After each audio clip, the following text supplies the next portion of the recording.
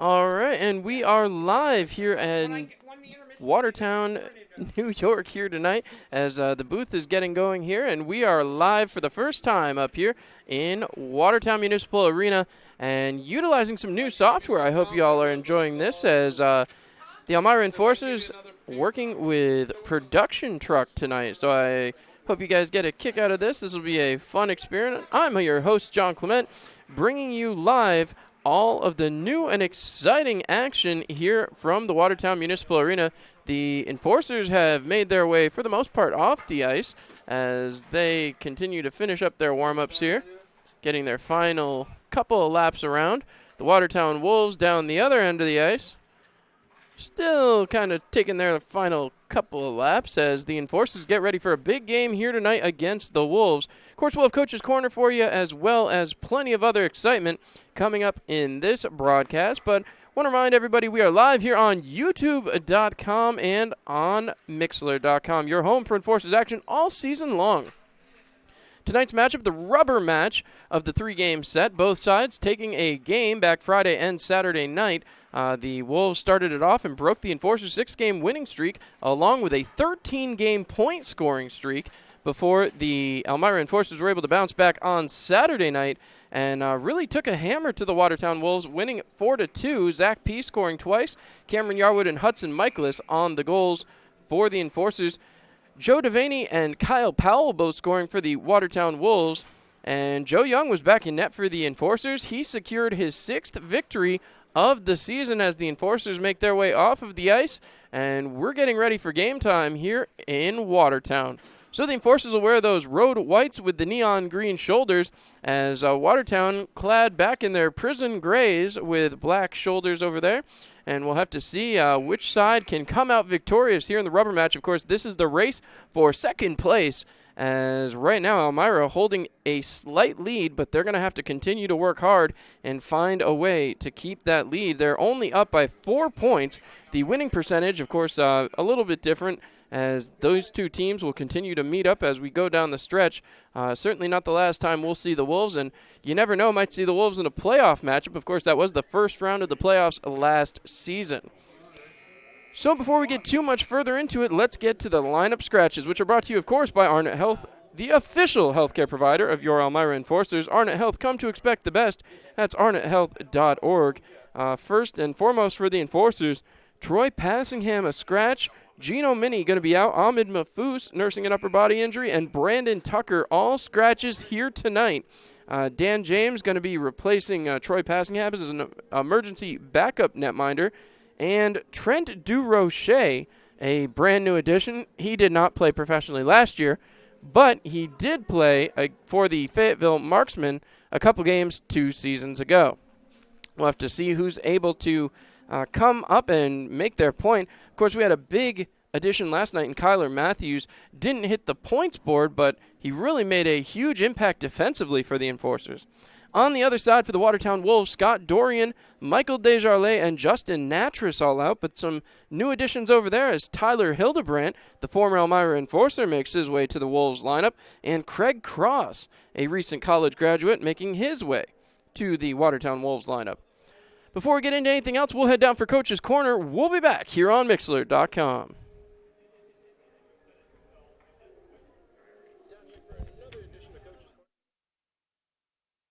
Obviously a big win last night at home. Even out the series 1-1 on the weekend. Big game here in Watertown tonight. And some injuries. What do you guys have to do tonight to keep the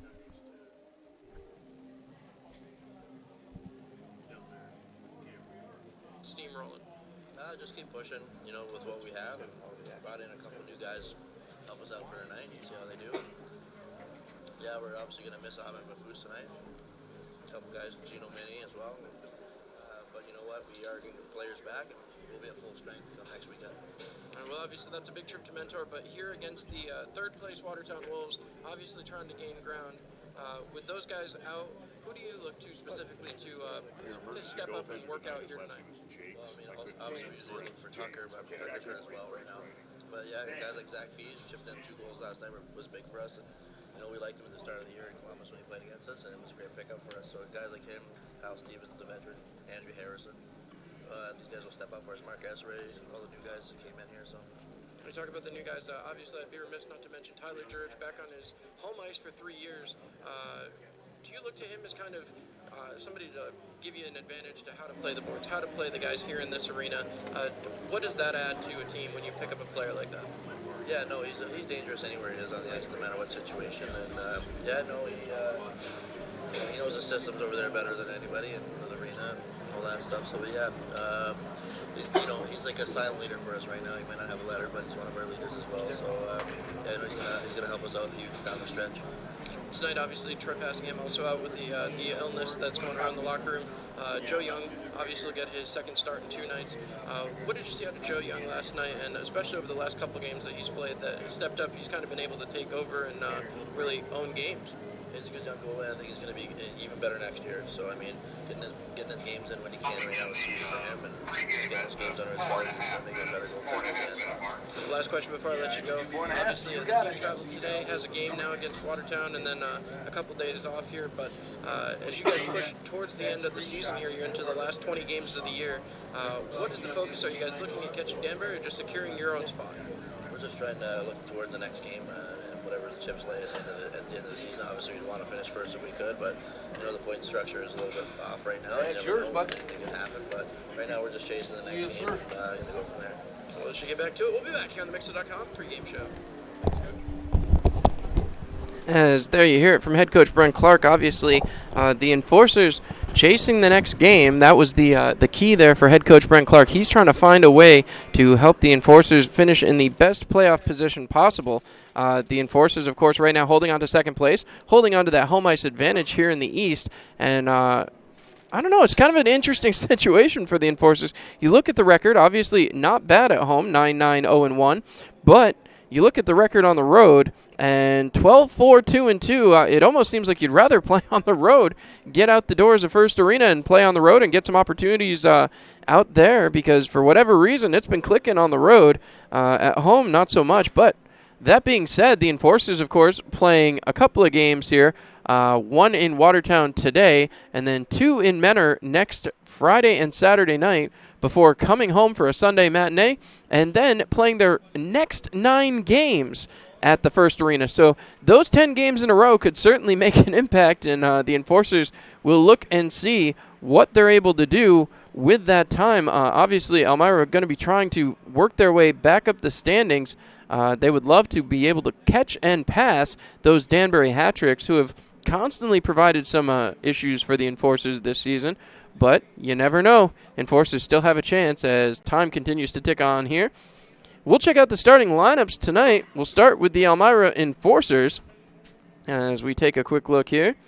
Enforcers lineup popping up across your screen. Going to be Tyler Jurich, Hudson Michaelis, Andrew Harrison, Cameron Yarwood, Kyler Matthews, and of course starting in goal, goaltender Joe Young.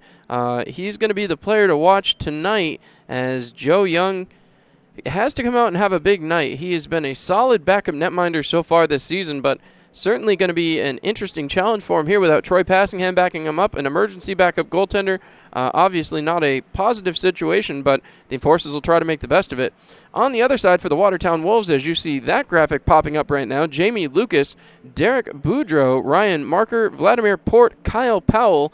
And on the backside, the Enforcers will finally get a look at Mike Cosentino. Cosentino, the backup netminder, did not play either game down in Elmira. However, so far in the season, he's played in 8 games, has a 2-1 record, a 4.0 goals against, and an 893 save percentage. Certainly respectable numbers, so we'll have to see what he can bring to the lineup here tonight.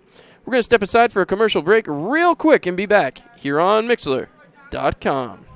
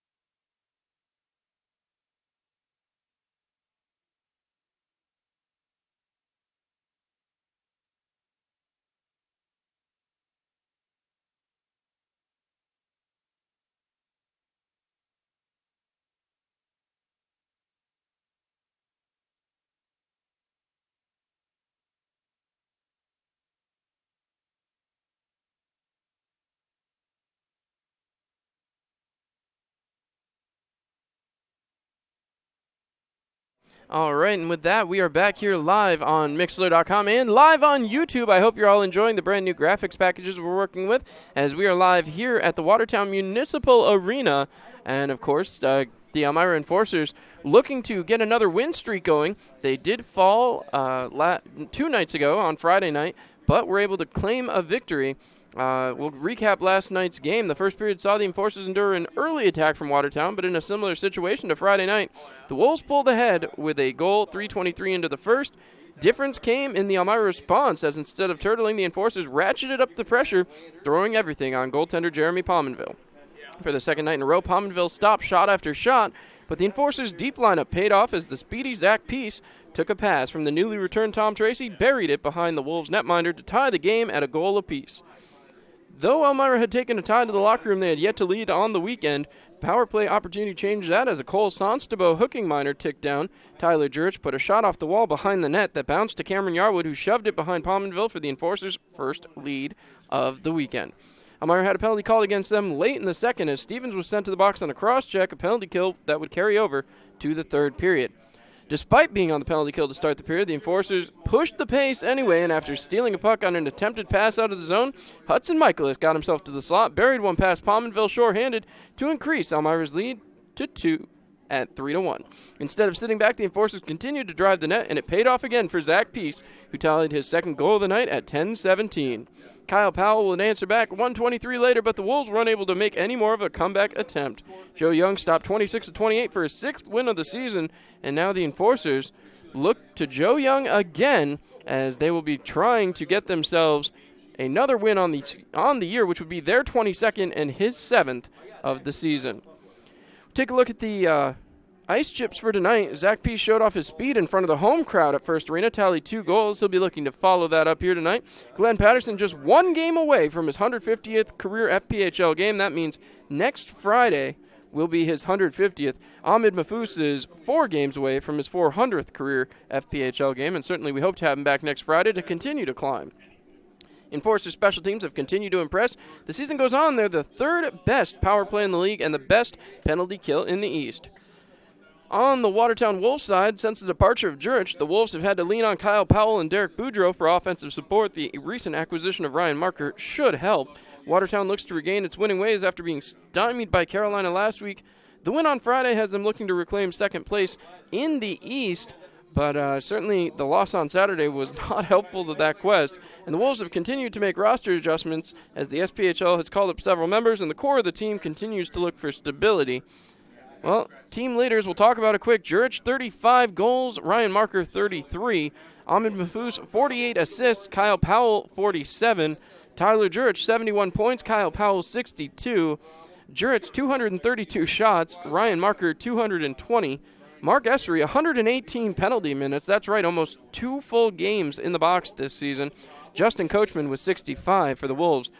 Wins, Troy Passingham, 15. Jeremy Pominville, 14. So 1 off the pace of the leader in that side for the Elmira Enforcers, but again, the Enforcers leading in just about every category except for the shutouts, in which Pominville has 1 and no Enforcers player has any. So, player to watch tonight, going to be Zach Peace, the 5'8", 176-pounder from Toronto, Ontario. Since being acquired from Columbus, Peace has added a new dimension to the Enforcers with his speed. Zach scored 2 goals against Watertown last night and will be looking to extend that this afternoon with his speed and nose for the net. Zach has been a welcome addition to the Elmira Enforcers. Enforcers looking to put a little bit more of a stranglehold on this series, right now leading it 5-3. But of course, these two teams do meet 14 times. This is just the 9th meeting, so still 5 more to go as they take it on here tonight. Again, the Wolves will skate from right to left in those gray with black trim jerseys. The Enforcers from left to right in their visiting whites with neon green trim jerseys. Only one other game going on today in the FPHL. That game taking place about I believe actually, hold on. Let me take a look here. This one may have gotten underway already. I believe there was supposed to be a delay, but no, they're already underway and heading into the second period as the Port Huron Prowlers have a 2-0 lead on the Danville Dashers. There was some rumor that it had been delayed, but clearly that is not the case. So they've started the second period. They're 5:41 in and a 2-0 Port Huron lead. We'll have to see if Port Huron can hold on as the West Division battles here today. Elmira getting set. They are starting to make their way out to the tunnel, seeing the officials down there near the tunnel here now. Seeing a lot of green jerseys, as we often do when we come up here to the Watertown Municipal Arena. Starting to hear the in-house announcement, so we'll be getting down to puck drop here in just a couple of moments as soon as the teams are introduced. Again, here in Watertown, much like Elmira, the lights will go out. You'll see a drop down of the lights, and then we will be getting going here live from Watertown, New York. Officials still huddled around down there, waiting to see Joe Young poke his head out from the tunnel. Brent Clark having to work with a very, very shortened roster. Again, that illness hitting the locker room, and the enforcer is going to have to try to find a response and try to find somebody to step up and take the place. I mean, you lose a guy like Ahmed Mahfouz for any length of time, be it one game, be it several, and that is never going to be an easy task. But the enforcers have been faced with that situation earlier in the year and still managed to find ways to win. Of course, head coach Brent Clark coming off the backside of the bench and moving to the front of it certainly helped. He had a number of goals in those games he appeared in, so you never know. Maybe Coach Clark will have to suit it up again. He certainly would like to say that his playing days are behind him, but that has not been the case to this point in the year. He is still playing. And for those of you interested, I believe the rumor mill is spinning. Coach Clark may be dressing for the NYPD game on Wednesday evening at 7:05 at First Arena. So if you want a chance to watch the coach take to the ice, come on down and watch the Elmira Enforcers take on the New York City Police Department. That will certainly be a fun time, as I'm also hearing some rumors about the officiating crew, which may include our very own Robbie Nichols putting on the zebra stripes. So we'll have to see how that one plays out. Robbie moving to the opposite side, we'll have to see. And of course, the rumor also has it that a certain former number 22 will remake an appearance coming up at some point. You never know what could happen as the clock continues to wind down here from Watertown. Elmira Enforcers still trying to firm up that playoff roster, and, well, playoffs are coming soon. After today, we are into the final third of the season. That's right, today is game number 40 for the Elmira Enforcers, and they are ticking it down. Of course, there's only a few more road games left for the Enforcers as well. 7 more to be exact. 2 more taking place Friday and Saturday, and then the remaining 5 will take place towards the end of March. So there's Mighty Joe Young down in the tunnel area as the lights go out here in Watertown. And we are getting set. So I want to thank everybody once again for tuning in, as again we are trying out some new graphics here on the broadcast tonight. Have to see what the response is to that as we continue to tick along. The Wolves' blue light has gone on over in the corner, straight ahead of us where the Enforcers are lined up. They have yet to make their way out. We already introduced the starting lineups, but we'll give you guys those one more time here. As the first one going to be the Elmira Enforcers. Tyler Jurich to start things off with Hudson Michaelis, Andrew Harrison, Cameron Yarwood, and, of course, the newest member, Kyler Matthews, alongside netminder Mighty Joe Young. They'll be the first ones to take to the ice. And then on the other side, the Watertown Wolves starting lineup will feature Jamie Lucas, Derek Boudreau, Ryan Marker, Vladimir Port, Kyle Powell, and the starting goaltender, Mike Cosentino. As again, things getting straightened away up here in Watertown, New York. Still seeing some of those nice green jerseys as the Enforcers take to the ice. As Elmira getting set. They have taken to the ice now. As the Wolves getting set to take to the ice here in just a moment. There they are as the Wolves introduced. And then we will have the starting lineups announced just momentarily.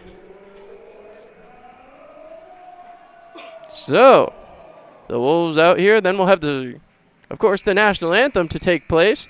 And I believe there's also some pregame activity scheduled. And as in Elmira, it's never a short process here in Watertown. So we will have to see how long that takes. But, of course, we will have the opening face-off brought to you by Rob Sweet State Farm Agency on Market Street in downtown Corning.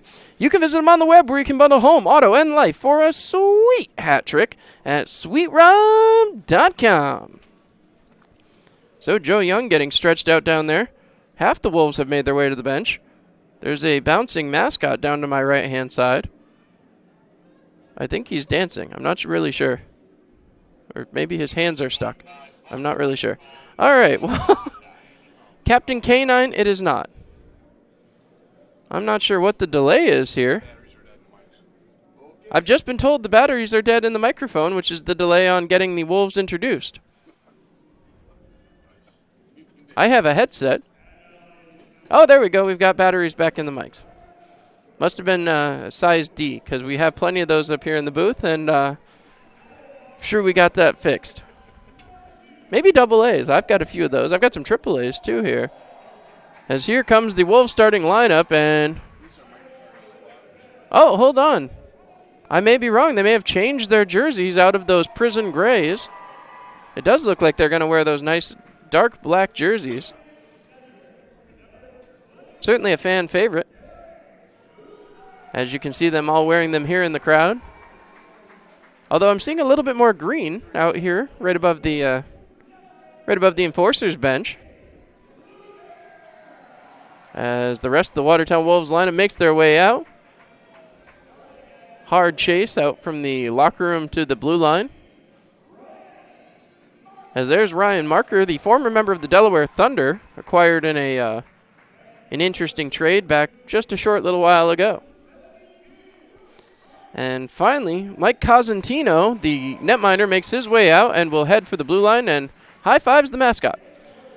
So, it is time for the national anthem, meaning we are going to step aside again. We will be back here on Mixler.com for the opening puck drop. Stay with us.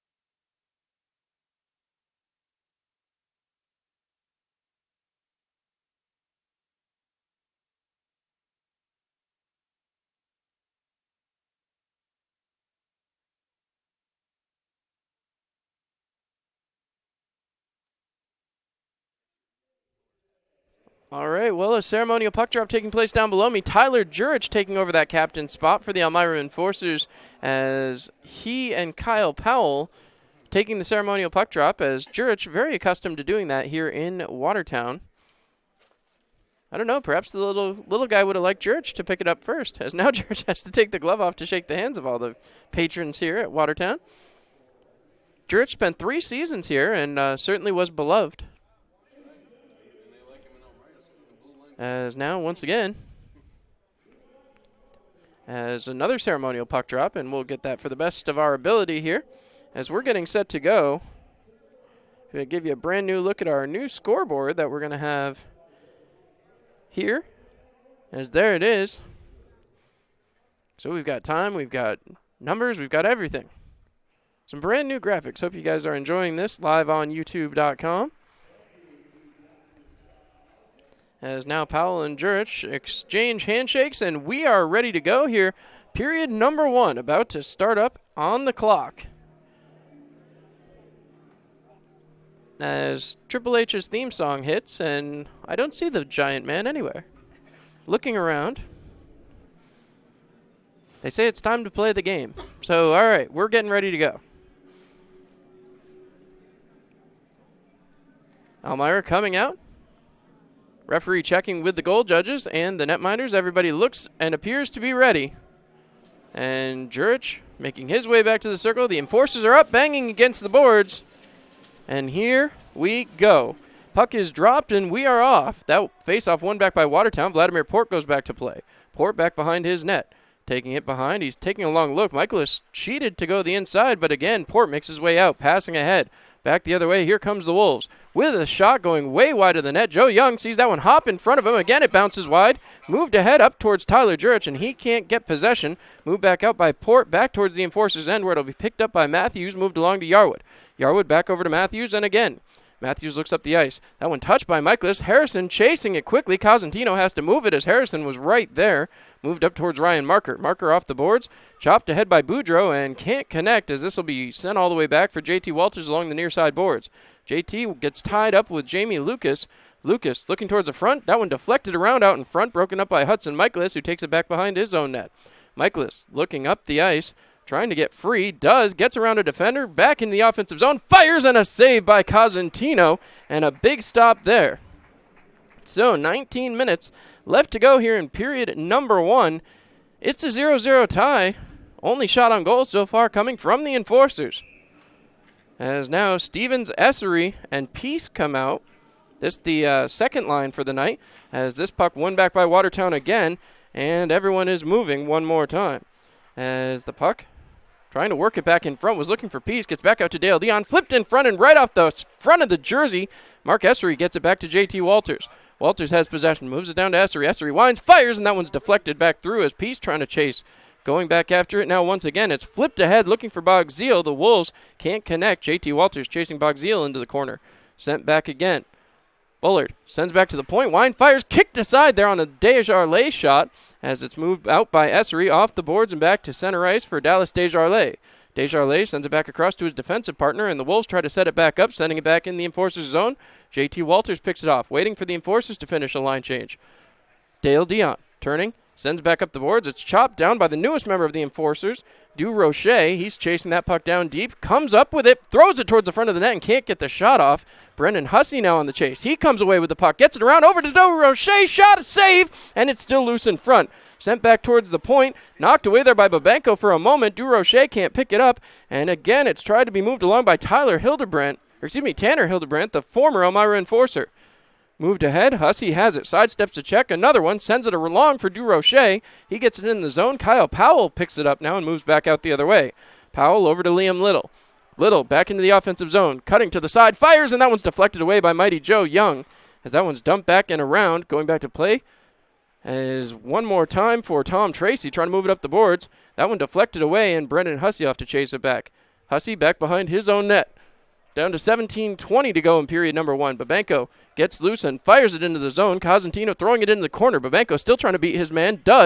Turns it around as he beat out Boudreau to the puck. Trying to send it back to the point. Stepping up and moving it back along was Matthews. as the Wolves will take it over back inside their own zone. Flipping across, Yarwood can't get it back through, and in the other way come the Wolves, firing, and that one's sent aside by Joe Young. Played back to the point, Boudreaux firing it down in the corner for Kyle Powell. Powell flips across, broken up there by Andrew Harrison, and sent to the sideboards. Picked up one more time by Marker, thrown towards the front, and an easy glove save for Joe Young.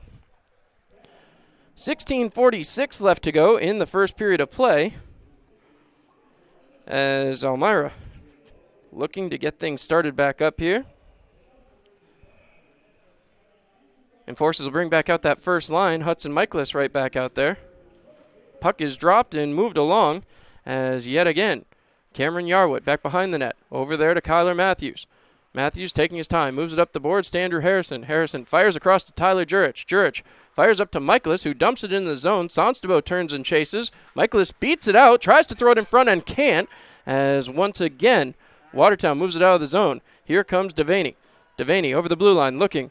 Cutting across one more time. Right back in front. Shot saved by Joe Young. Another shot. Another save by Joe Young. And sent back up the boards. Picked off back at the point. And thrown towards the front of the net. Broken up there by Kyler Matthews. Sent up the boards for Harrison. Fed along. Out the other way comes Michaelis. Feeds Tyler Jurich. Jurich over the blue line. Looking for the drop pass. Decides to take it himself. Keeps stick handling. Throwing towards the front and couldn't hit Harrison right in front. It's broken up. Out the other way comes Watertown. Right back up Devaney. Devaney looking across. Trying to find a lane. Pets one off of Joe Young's pads, and it bounces to the sideboards for Sonstabo. Sonstabo's pass deflected away by Michaelis, and now he moves it along to Boudreaux. Boudreaux heading back in the offensive zone, 1-on-4. Certainly don't like those odds for the Wolves, as that one's thrown back around again. Right back in front to Joe Young, and he makes a stop. That one flung into the corner. Bogzeal has it. Back to the point. Dallas Desjardins winds, fires, kicked aside by Joe Young again. Right back to Ryan Marker. Marker keeping possession. The Wolves have had a lot of time in the Enforcers zone, but haven't been able to cash in as of yet. Sent back to the point. Desjardins, another shot. Another stick save there by Joe Young. That one's sent up and into the netting, or so I thought. No, they're going to keep it going. As now again, fed back around and picked off by Andrew Harrison. Harrison out of the zone. He's got Peace racing through center ice. Now Peace can't get by the defender. That'll bounce over to Cosentino. Cosentino back up the boards for Ryan Marker. Marker back across. Right back out, and here comes Jamie Lucas. Lucas over the blue line, cutting through, trying to take the edge on Tom Tracy and couldn't get there. Zach Peace will go pick it up. He's got Essery right to the side of him. Hands off to Essery. Essery gets around a defender, fires over the top, and that will definitely hit the netting as the Enforcers will get an offensive zone faceoff. 14:46 left to go in period number 1. Still no score. So faceoff off to the left-hand side of Cosentino. Looks like Kyle Stevens getting ready for the draw. Stevens waiting. Puck is dropped and down, as once again had a little bit of a problem there getting the clock started here on our side. Sorry about that, folks. As now once again puck is moving and the Wolves trying to assemble it in their own zone. Puck is flipped ahead. Liam Little now out the other way. Little dumps it back in, and Tom Tracy on the chase. Tracy picks it up, tries to move it along. Vladimir Port with it. Winds, looking down into the corner. Drop pass there as Patterson shoves it to the side. Move back up towards the point. Once again, kept out. No, Powell pushed it back in, and now the Wolves are offside. The Enforcers have a second to make a clean clear. Here comes Glenn Patterson. Patterson, drop pass there for Essery. Dumps it down along for Patterson. Patterson back behind the net. Tries to throw it out in front, but nobody can come up with it. Zach Peace cutting back around. Peace gets shoved into the boards hard. Still trying to come up with it. Back around the boards. And again, pulled out by Mark Essery. Essery back to the point. Kyler Matthews waiting, passing across for Patterson. Patterson fires, and that one deflected in on Cosentino. And that will stop play with 13:49 left to go here in period number 1. As again, Elmira getting some excellent opportunities, just not able to put one by the Watertown Wolves netminder. 6-5, the shots on goal in favor of Watertown. Puck is won back again. That time by Bullard, wrapping it around for Bogzeal. Gets it back to center ice where Cameron Yarwood will pick it up. Yarwood sends it back ahead, and Hussey's on the chase. Right back again. The Enforcers trying to chase it down, but Banco throws it back down deep. Played out here by Hussey. Hussey, drop pass, but nobody back there. Babenko trying to chase it down. Babenko lifts a stick. He gets shoved into the boards hard. And once again, Watertown trying to start it out the other way. Finds Bogzeal along the near side boards. Bogzeal breaking in. One-on-one with Kyler Matthews. Drop pass there, down, shot, and a save again by the mighty Joe Young. Push back behind. Bullard has it back behind the net. Bullard looking out towards the front, deflected away, and the Enforcers move it ahead. Picked out here by the newest member of the Enforcers, Trent Durocher. Durocher dumps it in right in on net, and that will be fluttered away by the netminder. Puck pushed back through as Watertown tries to set it up. 12:54 to go here in period number 1. Puck is played back and dropped off for Dallas Desjardins. Trying to move it ahead. Ryan Marker moves it out and dumps it back in. Dale Dion turns to chase. Back down low is Boudreau. Boudreau has his stick lifted for a moment. Picked ahead by Michaelis. Moved along. Jurich trying to get there. Can't. Michaelis will scoop it up. Sends it back to the defense. And JT Walters looks up ice. Puck is fed ahead. Harrison dumps it back into the zone. And now Desjardins will have a free rein to go pick it back up. He's harassed quickly by Hudson Michaelis. Thrown across for Ryan Marker. Marker right back through into the neutral zone where it's picked off by Dion. Up ahead to Walters, right back to Jurich. Jurich across. Here comes Hudson Michaelis. Michaelis right in the slot. Winds, fires just wide again. Another shot. Goal! Hudson Michaelis, 12-11 left to go in the first period of play. As Michaelis will get the job done. And that's a big one. Elmira goes up 1-0. As Hudson Michaelis buries one. He takes a smart first shot, gets it to deflect off the leg pad, gets his own rebound, and slaps it past Cosentino. 12-11 to go here in period number 1. The Enforcers on just their 6th shot on goal bury the first goal of the evening. Stevens going after it again as the Enforcers right back to work.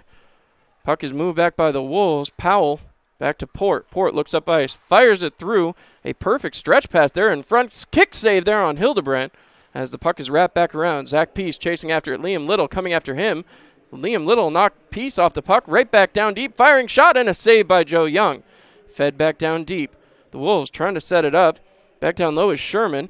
Moves it back along. He throws it back behind as Liam Little chases after it. Trying to get there. Unable to fight it off though was Tom Tracy. Sent back to the point. Winding, firing. Saved by Joe Young. It bounces up and hits him right in the breadbasket. And Joe Young makes another big stop.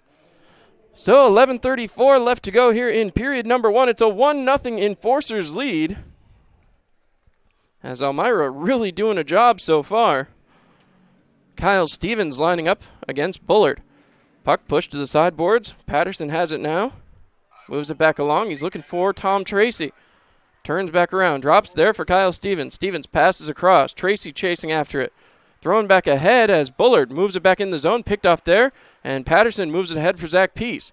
Peace at the red line. Moving it in. Gets ahead of Mark Essery. Takes it aside. Takes it in front and he can't get the shot off. His stick was lifted. Right back to Tracy, but it bounces out to center ice. Kyle Stevens with it. Throws it back in. Essery has to get onside. 11:04 left to go in period number 1 as the Enforcers on the chase. Puck is wrapped back around. Looking up the ice. Fired back through and picked off by Hussey at center ice. Now Hussey gets around a defender. Him and Essery enter the zone. Hussey can't get out as no penalty called. Cameron Yarwood looking for one there. Essery gets knocked off the puck. Thrown back around and Bullard will pick up. Drop pass there for Devaney as that one's moved ahead to Bogzeal. Push back ahead again. Picking it off and throwing it across was Kyler Matthews. Matthews tied up with Bogzeal, but Babenko enters the zone. Flips it across looking for Hussey. Hussey has it in the slot. Tried to throw it towards the front. Couldn't get the shot off. Still looking right across the front of the net mouth. Can't get it in. Kyler Matthews dumping again. Chasing after it, Trent Durocher. Durocher picks off the puck on an attempted clear by Boudreau. Throws it towards the net. It's moved to the sideboards. Hussey and Durocher run into each other, and now the Wolves will start out the other way. Here comes the Wolves on a 3-on-2 rush. Drop pass there, picked off, and Durocher picks up trying to catch the defense in a line change, but he turns around and sends it back. That one thrown back in as Cosentino has issues playing it. The Enforcers will now go for a line change. Right back behind. 9:55 to go in period number 1. We're halfway through the period. A 1-0 lead for Elmira as the puck is dumped back in here by Jamie Lucas. He's battling with JT Walters. Lucas still with possession. Looking out towards the front. Drop pass there to Boudreau. Boudreau back to the point to Vladimir Port. Port winds. No, he fakes it. Now it deflects off a leg. Marker throws it down wide. And Dale Dion on the chase. Dion throws it ahead for Tyler Jurich. Jurich has Harrison on the far side. Jurich making his way in. Has that one swiped away from him. Right back to Hudson Michaelis. Michaelis throws it across for the defense. Right to Dale Dion. Dion moves it down low, but nobody back behind the net. Everybody circling out high. As once again picked off right to Tyler Jurich in front of the net. Waiting, firing, and it's over the top of the net. Jurich picks it back up anyway. Throws it out to Harrison. Harrison tried to throw it down in the corner for Michaelis. Couldn't get it to him. Now it's drop pass there for Hudson Michaelis. Michaelis keeps it, drops it back down low for Jurich. Jurich trying to get around Kyle Powell. Right across, back for Michaelis. Tries to throw one towards the net. It bounces in the corner. Jurich back to Michaelis behind the net. Michaelis taking it around the circle, kicking it back. Still has possession, throws it back down low. Picked off here by Harrison. Harrison tries to throw it out to the front and bounces in front. Cosentino makes the stop. And with 8:46 to go in period number 1, we get to the media timeout. We'll be back here on Mixlr.com.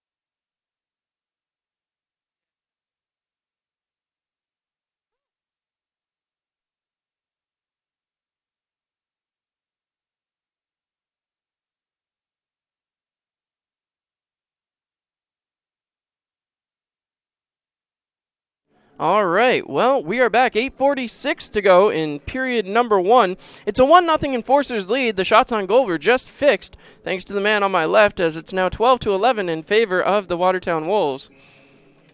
As now the faceoff coming to the left-hand side of Cosentino. Puck is dropped. Michaelis wins that draw back. Jurich trying to move it along and gets it back down deeper. Michaelis digging for it, can't get there, as once again the puck is moved back along. Enforcers trying to get there, and again Harrison dumps it back down deep. Sherman going to get to it first. Wrapped around the boards, and Tom Tracy will let that one go all the way down. Tracy does not get there first, apparently, so puck is moved along. No icing called. Tracy up the boards, trying to get it up to Jurich. Once again, back out, and played here by Watertown, sent back behind. Trying to get it out of the zone there, trying to rush it out, but having some trouble as that puck deflects right back onto Tyler Jurich's stick. Jurich trying to throw it across. He couldn't get it to Michaelis and back the other way. Here comes the Wolves, firing down into the corner, and going back after it now is Hildebrandt.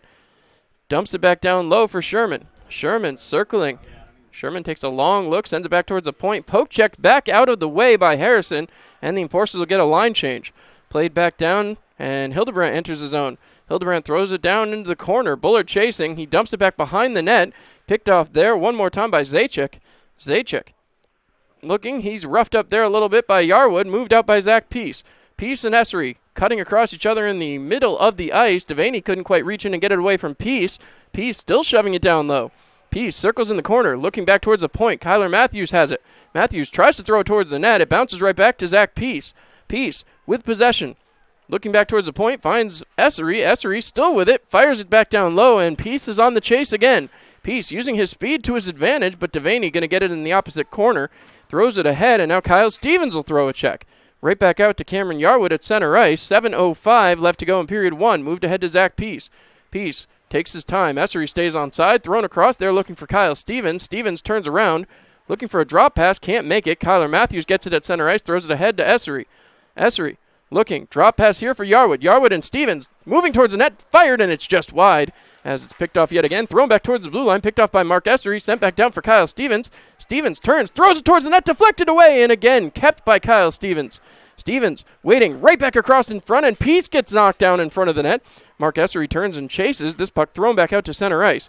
Boudreau enters the zone. Boudreau trying to fire it through. Can't get it by Kyler Matthews. Poked away there by Mighty Joe Young. Boudreau, the rookie of the month for January, passes it back out in front. Deflected in front. Still bouncing around out of the zone. And Port couldn't play. No icing. 6:15 to go here in period number 1. Puck is moved back behind by Cosentino. He's harassed quickly there by Babenko. And now Kyle Powell will have to take it out along the far side boards. Powell moves it back for Vladimir Port. 6 minutes to go here in period number 1. It's a 1-0 Enforcers lead as the lone goal of the night coming back before the media timeout. This puck dumped back in. Dale Dion on the chase. Dion comes up with it, sends it ahead. Here comes Brennan Hussey with a full head of steam. He's got Babenko coming late. Hussey keeps it, throws it towards the net, tries to get it back in front. Another attempt, throws it back out front again, and deflected away again. This is going to be blown dead as one more time. I believe maybe the net came off its moorings. As now we're back to 5 minutes, 40 seconds to go. Got the clock at the right time. 5:40, 1-0 Enforcer lead. So Hussey getting set. He waits. Puck is about to be dropped. They're pointing towards the Wolves defender. Now the puck is dropped, and we are back underway. Puck right up the boards. Bogziel trying to throw it out. Hussey kept it for a moment, but has possession and dumps it back in. Babenko clears the zone and chases back after it. Watertown trying to get it set up. It's thrown back behind, and now pressured by Hussey. The Wolves deflect it back to center ice where Joe Devaney can't control. Now Devaney moves it ahead. Flipped back in there by Bullard, and Joe Young will have to play. Leaves it back behind for Dale Dion. Bogziel pinching. Bogziel goes all the way back behind the net as now Dale Dion starts it back out. We've seen Dion go 200 feet before, but he won't this time as he sends it up and back ahead. Looking out in front, fired towards the front of the net, and a big save by Cosentino as the Enforcers threw that one on net but weren't able to come away with it. As a nice shot by Trent Durocher. Certainly been a welcome addition so far for the Elmira Enforcers. 5:05 to go in period number 1. Enforcers now have the shots on goal advantage as it's 13-12 at the moment. Puck is dropped. Enforcers starting back up. JT Walters with it. Passes down looking for Jurich. It gets by him. And again, the puck is bouncing around right back out. Here comes Ryan Marker. Passed across. Back into the zone. Boudreau drops for Marker over the top of the net. And Jurich trying to chase it down. Desjardins will dump it back in. The Wolves very much offside. Now they touch up and will head back out as Dale Dion takes his time. Dion taking a long look. He waits. Dion taking a long look. Passes ahead. Harrison tipped that one. And Hudson Michaelis chasing after it. Michaelis drops that for Harrison. Harrison looking back towards the defense. Finds Tom Tracy. Fires it down low, but Tracy couldn't get it on net. Michaelis sending it back down. Trying to battle for it. Down low is Tracy. Drop pass here for Tyler Jurich. Turns, fires, and that's over the top of the net. Michaelis takes a stick up high and is grabbing, checking his face for blood. As now again, Boudreau battling down low. Hudson Michaelis still grabbing at his face. You wonder what he got hit with, whether it was a puck or a stick or what it was, but that's going to go for icing. As once again, Elmira going to get an offensive zone faceoff. Michaelis quickly to the bench. So 4:03 to go in period number 1. Still a 1-0 Enforcers lead. Faceoff coming to the left-hand side here of the Watertown Wolves netminder. Kyle Stevens set to take the draw. Puck is dropped. We are back underway. Zach Peace on the chase. Peace having some trouble getting there. As we're under 4 minutes to go, move back ahead to Jamie Lucas. Lucas firing it back through, and Ryan Marker has possession. Marker trying to get into the offensive zone. Has to beat 4 men. Joe Young gets it off and moves it along. Picked back up by Glenn Patterson. Patterson up the ice to Essery. Essery breaking out of the zone. He turns and fires across to Zach Peace. Peace into the zone. Onside just barely there as Kyle Stevens was almost over the edge. As now Essery dumps for Stevens. Stevens right back to the front trying to deflect. There was Zach Peace. Essery couldn't chop it out of midair. Now he fires, and that one just rings off the post. Essery still looking for his first goal as a member of the Elmira Enforcers. Puck moved back along.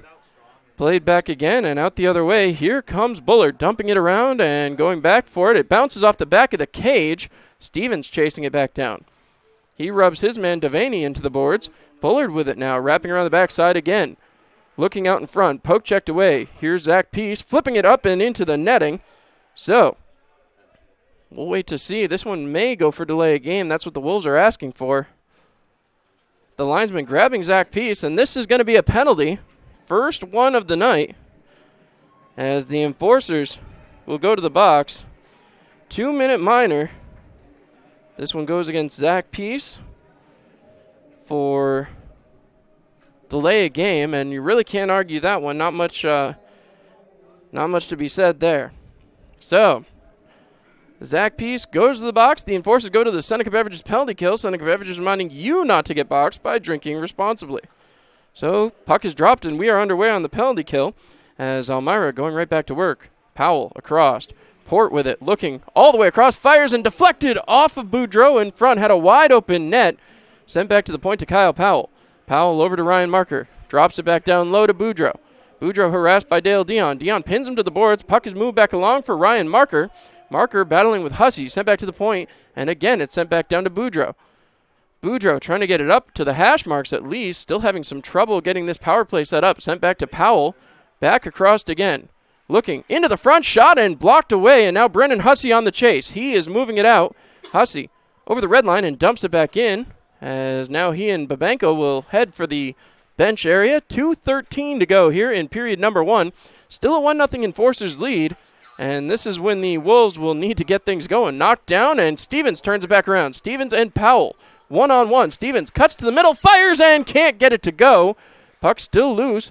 Watertown still on the man advantage here. Back the other way. Here comes Bogzeal. Bogzeal into the zone. Drop pass there for Bullard. He passes across, looking for the late coming man, as once again back to Bullard. Bullard passes across, waiting, fired, over the top of the net, bounces back out, and Bullard fighting to keep the zone. He does. Thrown back towards the middle. Fired off and deflected away there by Hudson Michaelis. As now, again, Hildebrandt couldn't come up with it. JT Walters getting shoved off the puck, trying to throw it along. It's picked up here by Patterson and dumped all the way down. So down to 24 seconds to go in the kill. 1:20 left to go in the first period of play. Puck rolls along, right back to center ice, and out the other way comes Hildebrandt. Hildebrandt across, thrown in front, deflected away. Bullard has it, winds, fires, save, and Joe Young gets lucky. That one rides the rim of the crease. And now again, Patterson flips it ahead. He finds Brendan Hussey. Hussey waits, throws it back up, and goes all the way down. Sonstable will have to chase, and that will do it for the penalty kill. Enforcers back to full strength. Under a minute to go here in period number 1. Babenko takes a long look. Back the other way. Here comes Devaney passing up to Boudreau. Boudreau looking across. Back again, winding, firing, save again by Joe Young. Sent back out, looking to the point. Boudreau circling. Boudreau going all the way around the zone. He's still looking. Enforcers need a line change, something awful. Right back is Boudreau. To the hash marks on the near side boards, all the way back to Dallas Desjardins now. Desjardins throwing it back behind, and now it'll bounce around. Zach Peace going after it. Peace has it. Over the blue line, over the red line. He and Hussey hustling into the zone. Peace fires it back, looking for Babenko. Babenko looks like he's completely gassed as this is flipped ahead to Boudreau. Boudreau coming in 2-on-1. He loses possession, and Joe Young throws it to the sideboards, deflected off of Dale Dion. Dion moves it ahead to Babenko. Babenko trying to feed it through to Peace. Peace can't control it, and Jamie Lucas will turn it around. That will do it for period number 1, as the Elmira Enforcers going to take a 1-0 lead to the locker room. Whew, we talked a lot about it. The Enforcers, of course, down a few pieces, but right now that is not seeming to be a problem. Hopefully Elmira can continue to hold it out here. A 1-0 lead as they take that one to the room, and we'll be looking for more when they come back for period number 2. We'll be back here on Mixlr.com after these messages.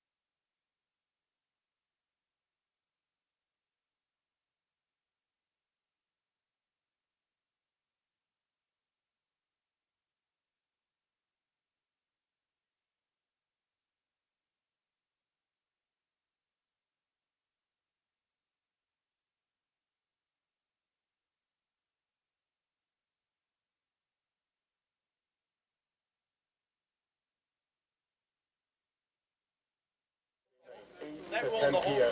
Go Enforcers, go. Another great period of Enforcers action in the books down here with last night's hero, Zach Pease. Zach, a great game last night. Obviously, you were able to kind of utilize your speed a little bit more than we've seen since you came over. Was that more true to your actual style of game? A little bit, yeah. I know going into the game, I knew that I wanted to use my speed more, keep my legs moving more, and kind of carry the puck more. When we take you back to that first goal, you cut through 3 defenders there right into the slot and managed to put one past Pominville, which was not been an easy task over the course of this weekend. What did you see in the ice? What were you watching from the bench that you saw that open and took advantage? Yeah, I know a bunch of the boys on the team were saying that, especially Jared was saying that they're deep back up. Saw an opening there in the middle and took it. And I'm learning how to use the spot. You've been playing on a different line here. Obviously, a lot of mixing and matching going on as we try to get a playoff formation ready. Obviously, bouncing around, playing with a bunch of different guys. Does that kind of help the game and kind of let you see things from different angles? Yeah, a little bit. Whatever line you're on, you got to kind of play a different role, whatever that may be. But yeah, I've been all over, but it's been good to play with all the guys, and all the guys have been great. Obviously, a little bit different situation here in Elmira than in Columbus. Elmira has quite a few veteran players, and they kind of tend to lead the locker room. What does that do for a younger player like yourself coming in and getting the opportunity to play with guys who've been in the league for 8 to 10 years? Yeah, you get to learn more for sure, and especially as a rookie, you learn from these vets and teach you the ropes, and you can learn a thing or two from them, so it's nice. Playing at home at First Arena obviously must be very special. Going on the road, though, there seems to be some kind of a team bonding experience when you get the chance to go out on the road. Obviously, last week, a big one, Danville and Port Huron. Now coming up here, 2 first games at First Arena, and now playing at Watertown. How important is it to finish out this, and what has it been about the road that just makes the Enforcers a better team? Yeah, we definitely do want to win today's game and win the series, but going on the road, we kind of get closer to the boys, the bus trips, everybody's kind of gelling and bonding, and that's how you get to know the boys more. All right, I'll let you get back to it. Thanks so much, Zach Pease. We'll be back here on the Mixer.com Intermission Report.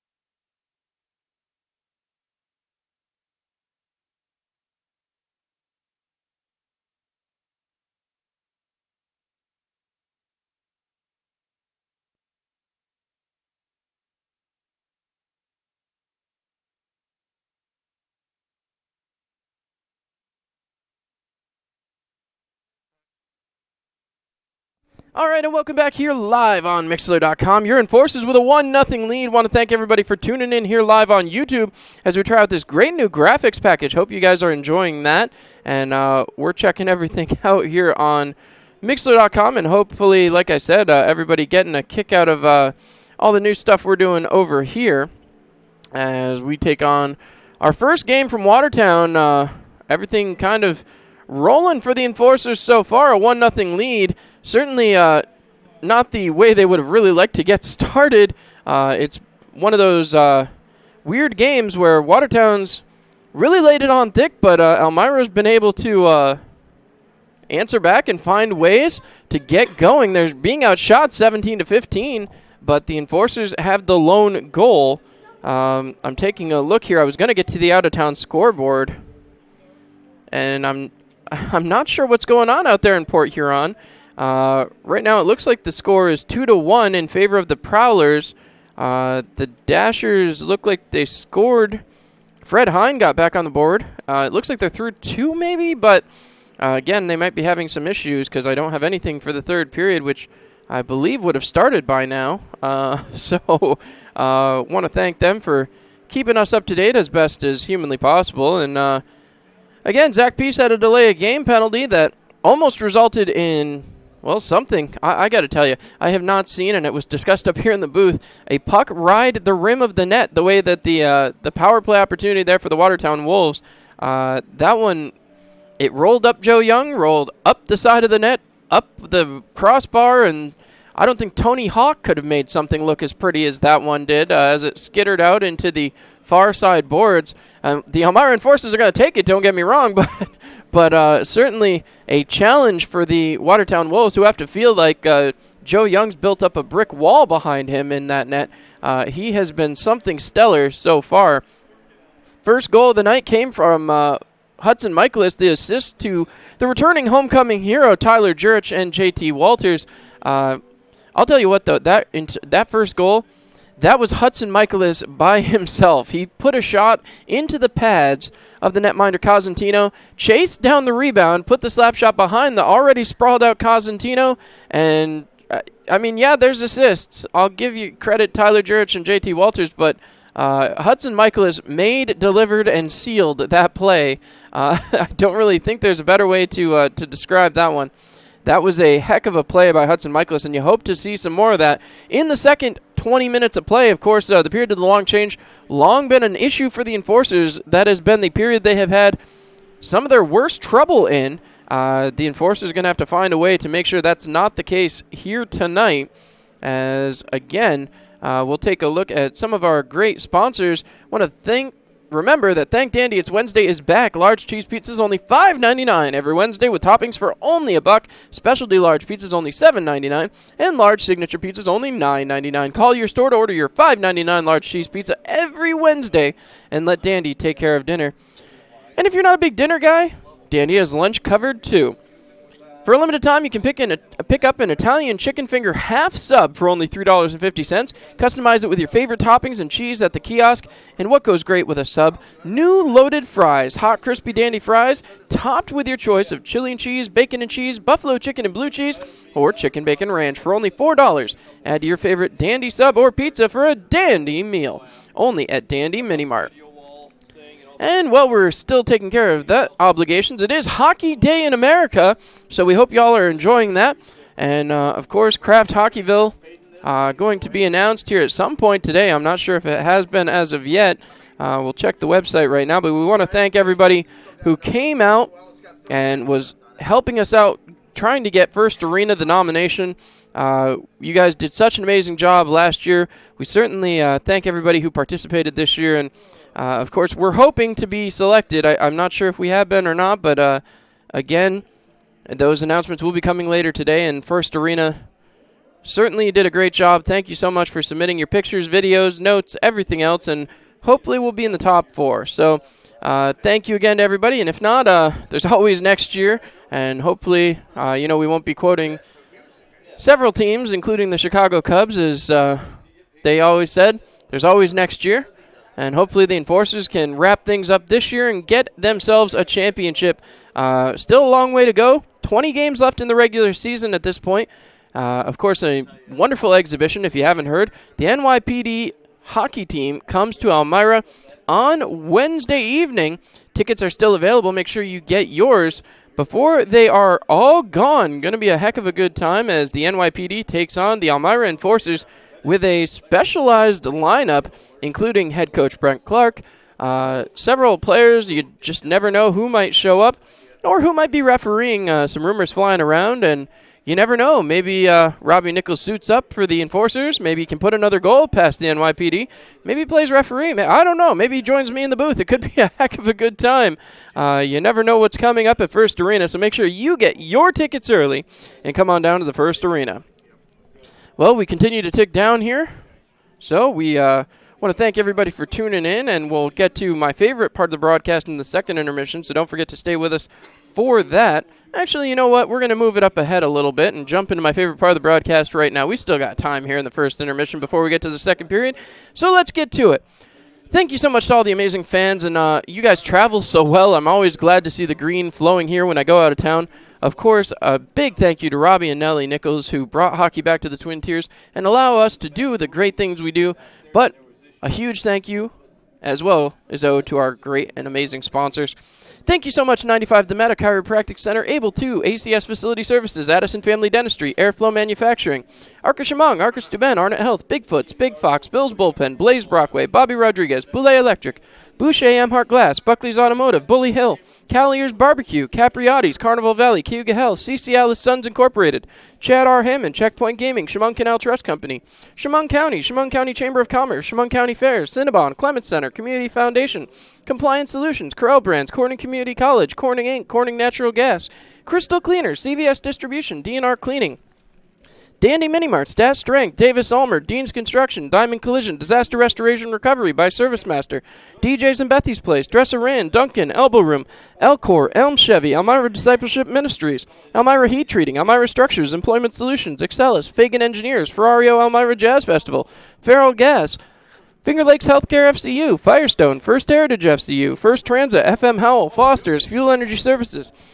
Futures Community Support, GTP, H&R Block, Hardin Jink, Hilliard, Hilton Garden Inn, Holiday Inn, Hometown Barbecue, Hope Church, IBEW 1309, IBM, Ideal Motors, Ingersoll Rand, Jessica Schultz LMT, Journey Fitness, Jubilee Foods, Kelly Brothers, Kennedy Valve, Labella, Lecom, Livewell, M&J Oil and Lube, McGuire Family of Dealerships, Mansfield University, Marion Decker, McKierney Funeral Home, Mikatu, Miller's Mowing, Minchin DDS Family Dentistry, Morrison's Heating, MV2 Foundation, New Britain Roofing, New Heights Dance Theater, New York National Guard, Nucor, NY529 College Savings Program, NYSCO PBA, O'Brien's Office Equipment, Overhead Door, PS by Brandy, Papa John's, Partners in Progress, Party Central, Pasquale's Deli, Pastrick's, Pathways, Patrick's Water Hauling, PDR Catering, Pepper Pop, Pepsi, Pietro and Son Italian Restaurant, Potter's Hands, Crooker Printer, Raphael Gregorian, Rita's Italian Ice, Rob Sweet State Farm, Rodney Strange, Ross Park Zoo, Ryan's Distribution, Save-A-Lot, Schuyler Hospital, Seneca Beverage, Seven Mountains Media, Shedden's Wholesale, Sherwin-Williams, Silverline Construction, and Watkins Glen Supply, Slam and Jam and Barbecue, Snap Fitness, Sorge's Restaurant, Southern Tier Brewing Company, Southern Tier Custom Fab, Southern Tier Logistics, Strayhaven SPCA, Stuart Lazeski Excavation, Suburban Propane, Sunny Corning, Swan Morris, TNR Towing, Team Merit Photography, Tanner's Paws, Teal's Tavern, Texas Roadhouse, Law Offices of Kevin P. Flynn, Tioga Downs, Tioga County Fair, TMR Disposal, Tom South Corning Collision, Town Barber and Beauty Shop, Tree Forms, True Blue, Twinkletown, U.S. Army, Valley Bowling Center, Vasco Brands, Visions FCU, Wayfair, Wegmans, Weiss Markets, WENY, WETM, Wiggle, William George, Williams, Yale's Music Shop, Yerkes Home Improvement, You Can Play, Young's Tires, Ziff Law, Culligan Water, Costy's Used Truck and Auto Parts, and Elmira Psychiatric Center. Thank you so much to all of our amazing sponsors for all that you do to allow us to bring hockey back here to the Twin Tiers. We'll be back after this for the opening puck drop here for period number 2.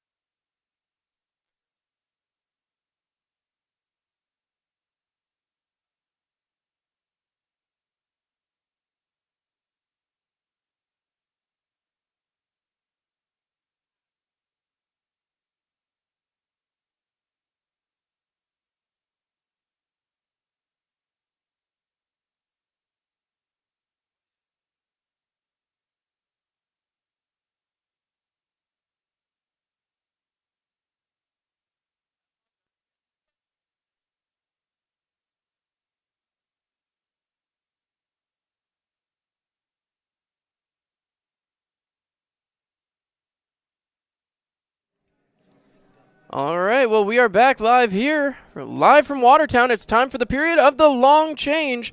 And, of course, that has not been an easy period for the Elmira Enforcers. The clock resets to 20 minutes, the second period about ready to start as the Enforcers make their way out of the tunnel. Mighty Joe Young leads them out. And a lot of neon green over there by the Enforcers entranceway. Like to see that here when we're on the road. As here comes the Watertown Wolves. I've been staring at Cosentino's helmet, and I have to tell you, he must be a Pittsburgh Steelers fan, because I look at that helmet, and that is a Pittsburgh Steelers-style helmet if I've ever seen one. I can't see what's on it from way up here, but I'll tell you what, if he's not a Steelers fan, he should be. As once again, the Enforcers make their way out onto the ice. Sure, as the cameraman tonight, going to give you a quick look so you can kind of get what I'm talking about here before we start period number 2.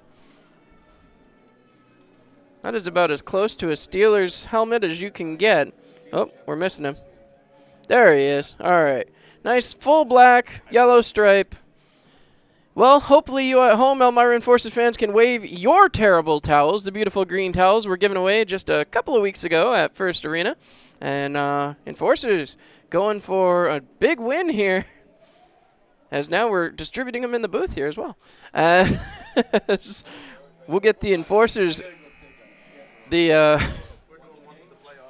men doing the stats right next to me here. As once again, we're set for period number 2. Puck is down, and here we go. So, Enforcers trying to make a move as the Wolves start the action off here. Port passes across. Marker gets it up and moves in. One-on-one with Yarwood. He sends it wide of the net. Deflected in front. Marker another shot, and again it's deflected away by Joe Young. Trying to pick it off was Jurich. He couldn't get there. Now it's moved back by Harrison. Sent across. Picked up here by Matthews. Drop pass here for Cameron Yarwood. Yarwood looking up the boards. Sends it back to center ice, but it's picked off there again by Jamie Lucas. Boudreau has a poke checked off his stick, and he sends it back along. Trying to play it out now. Kyle Powell throws it ahead. Boudreau shoves it ahead for Lucas, but it's picked off, and here comes Hudson Michaelis.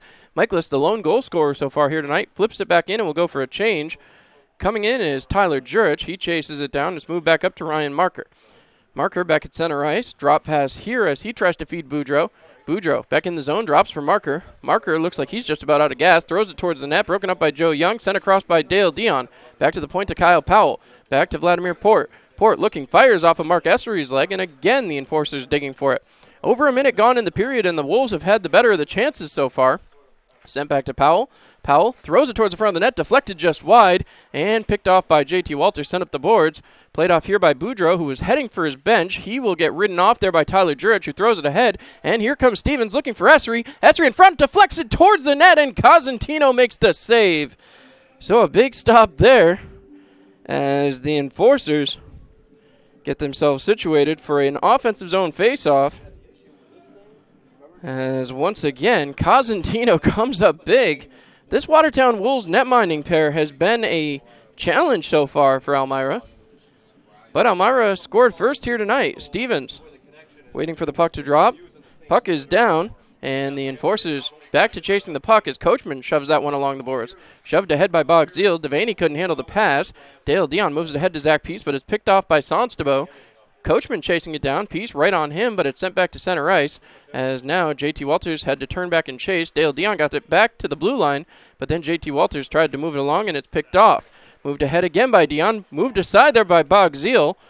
Bogzeal looks to the side, drops for the defense, thrown in front, deflected, way up in the air and back behind the net. J.T. Walters shoves it aside for Essery again. Essery trying to get it along, still working for it, can't come away with it. J.T. Walters now going for it, thrown across, shot, and saved by Joe Young again. He gets post to post. Puck is moved back ahead, tripped up there was Kyle Stevens, thrown back towards the center ice area, and Stevens looks to lay a body, but Watertown regains the puck. Devaney throwing it across, looking for Sonstabo, rubbed off there by Brendan Hussey, thrown ahead again. Trying to move along, taken off the puck hard was Durocher, and here comes the Wolves. Bogzeal towards the front, deflected, and over the top of the net again. As one more time, the Enforcers back with the puck behind their own net. Thrown up the boards, looking for Durocher. Durocher gets out. Hussey rushing ahead, thrown ahead to Hussey. Hussey in onside, chasing it down, can't get the poke check. And now he's run off and into the boards, sent back down low. Hussey comes back up with it, back behind the net. He's got Patterson out high, decides to keep it himself, sends along. Babenko fires off the side of the net. And again, Elmira digging. Right back to the point. Kept in there by Tracy. Thrown ahead. Chopped down by Durocher. Back shot and another save by Cosentino. And shoved into the net. Pretty hard was Durocher. 16:59 to go here in period number 2. Still a 1-0 Enforcers lead. Babenko with a couple of beautiful opportunities. 1-0 lead for Elmira. As again, Hussey's lined out there with Babenko and Durocher. Puck is dropped, and here we go again. Fired towards the front of the net. Durocher throws it in the corner. Now Hussey gets held up there, and no call coming as this one's poke checked along. So Sherman throws it ahead. Picked off there by Patterson. Right back towards the offensive zone where it's picked off again and dumped back in, this time by Craig Cross, the newest member of the Watertown Wolves. Puck moved along by Tracy. He gets tied up back behind the net. Hussey tried to get in there. Now Tracy trying to get free. Patterson will pick up the puck. Patterson looks up the ice. Sends along for Babenko. He can't handle. Craig Cross right back up towards the Wolves' offensive zone. Passed across to Patterson. Moved ahead. Hussey will deflect it back in and back to Cosentino. Cosentino has possession. Drops back behind for Kyle Powell. Stretch pass attempted. Deflected there. And right back in on Joe Young. Boudreaux was hustling but couldn't quite get there. So 16:13 to go here in period number 2. 1-0 lead for the Elmira Enforcers. Couple of opportunities here, but nothing major to speak of since that first goal happened as waiting, puck is dropped. Enforcers win that draw. It's moved back around behind. And again, back off the other way. Yarwood moves it up the near side boards. Tried to feed it out for Hudson Michaelis, but it gets back out and to Vladimir Port. Port turning at center ice. Dropped back for Jamie Lucas, Picked up by Yarwood and thrown ahead, looking for Jurich. Jurich has it into the offensive zone. Drop pass there for Michaelis. Michaelis to the front. Shot, can't come up with it. And a big stop by the netminder as the Enforcers still battling. 15:48 to go here in period number 2. Still a 1-0 lead for the Enforcers. Michaelis, Jurich, and Harrison. They've been all over it tonight, but they can't find a way to put it to the back of the net for a second time to this point. Puck is dropped. Jurich will move it back along. Finds Yarwood out at the point. Wraps it back around for Harrison. Harrison misplays. Right back to Michaelis. Michaelis trying to move it back along. Still has it behind the net. Thrown across, and they get it out of the zone, and Yarwood on the chase. This is going to go for icing as that one is touched up. 15:31 left to go here. As, again, Elmira trying to push the offensive zone pressure. They just have had some tough time getting shots on goal. Enforcers choosing a side. Michaelis getting ready and lined up. As puck is dropped and the Enforcers are back on the attack. Unfortunately, Watertown winning the draw. Sonstabo, drop pass, gets it right back. Sonstabo coming out from behind the net. Starts back up the ice. He dumps it in, drop back down here by Matthews, throws it off the sideboards, but not far enough as Boudreaux will go back and chase it down. Boudreaux for the Wolves, sends back to the point. Winding, firing, deflected aside by Joe Young and sent back behind the net on a Jamie Lucas rebound attempt. Harrison now harassing Sonstabo, thrown right to Joe Young, and that one will get covered up. 15:01 to go on the clock here. As again, Elmira making a full line change. Still trying to find that offensive zone pressure. Just haven't been able to do it to this point. 15:01 to go. The Enforcers being outshot by 4, 23-19. High totals for this matchup so far this weekend. As going back to play, JT Walters moves it up the boards. And again, it's moved back along. Kyle Powell goes back to play. Sent ahead. Played out here, and going back to get it is Kyle Stevens. Stevens moves it along for JT Walters. Walters bounces it up the boards to Essery. Essery throws it through to Kyle Stevens. Stevens across, looking for Zach Peace. Peace throws it towards the front of the net, bounces there, pushed along by Essery, right back to Kyle Stevens. Stevens deflects it back towards the blue line, where it's picked off by Peace. Peace dumping it back along. Kyle Powell gets run into the boards by Kyle Stevens. Kind of a gentle hit there as that one's jumped along. Zach Peace was able to knock it down, but it's moved back up by Watertown anyway. JT Walters back to Dale Dion. Dion back ahead, finds Zach Peace. Peace trying to stretch it out. He gets around, has Essery with him. Essery kept moving it along, but it's picked out by Kyle Powell and back the other way. Powell over the blue line, breaking in on the far side, throws it towards the front, deflected up into the netting. And with 14:07 left to go, the Enforcers will have a defensive zone face-off here. Zach Peace, a couple of great opportunities there. Had Mark Essery on the one. Looked like he thought about a drop pass, but decided against it. So 14:07 to go here in period number 2. Puck is dropped, and Brendan Hussey on the chase, thrown back towards the front of the net, picked off by Tom Tracy. Tracy heading towards the near side boards, tries to throw it up. That one bounces up and hits Hussey in the face off a deflection, as now Tracy has possession, throws it around the backside of the net, finds Dimitro Babenko. Babenko lets that one go as Brendan Hussey will pick it up, sending it back towards the offensive zone. Can't quite get there as the puck will be moved back along by Sherman, flip back in, and Tom Tracy turns and chases. Zajac chases down in the corner for Watertown, throws it out towards the front, deflected shot, another shot, big save by Joe Young again. Dimitro Babenko, I don't know if Joe Young has a magnet in that puck and under his jersey, but it seems to hit him every time. As now again, puck is flipped back along, Joe Young sticks it aside, right back to Glenn Patterson. Patterson up the boards, trying to flip it along. Patterson has it lost in his skates now as Sherman deflected that one back. Thrown back out, Zajac fires, and that one goes wide off of Joe Young. Picked up here by Brendan Hussey. Hussey moving it back in. Hussey towards the front, fires. That one deflected away. Again thrown back down and right back to the front by Watertown. Elmira going to make a change here as Watertown tries to reevaluate. Ryan Marker makes his way out. He's harassed immediately there by Michaelis and now makes his way into the offensive zone. Fire saved by Joe Young. Trying to move it along. Big save there by Cameron Yarwood as Michaelis picks it back up. Michaelis moving up the other way. Michaelis over the red line, dumping the puck back into the zone. Two Wolves run into each other. Cosentino has the puck picked off. Trying to throw it out in front was Tyler Jurich. Now he has possession. Looks back behind, finds his man, throws it towards the front for Matthews. Deflected away again here by Cameron Yarwood. Yarwood drops it down deep. Michaelis trying to keep possession. He does. Michaelis throws it towards the front, deflected, and Harrison scores! Andrew Harrison with a beauty of a tip there. 2:21 to go in period number 2, and Andrew Harrison has his 12th of the year. What a play. As the puck was just thrown all around, Cameron Yarwood making the most of the celebration back at the bench. As Joe Young will come out for congratulations. 12:21 to go here in period number 2. And Elmira doing the little things right tonight without the captain in the lineup. Puck is dropped again, and the Enforcers right back to work. Move back along to Devaney. Devaney in the offensive zone, throws it wide of the net. Chasing down after it, Bogzeal looking towards the front. Joe Young gets his stick out, pushing the puck along. Back to the point. Vladimir Port throws it down low.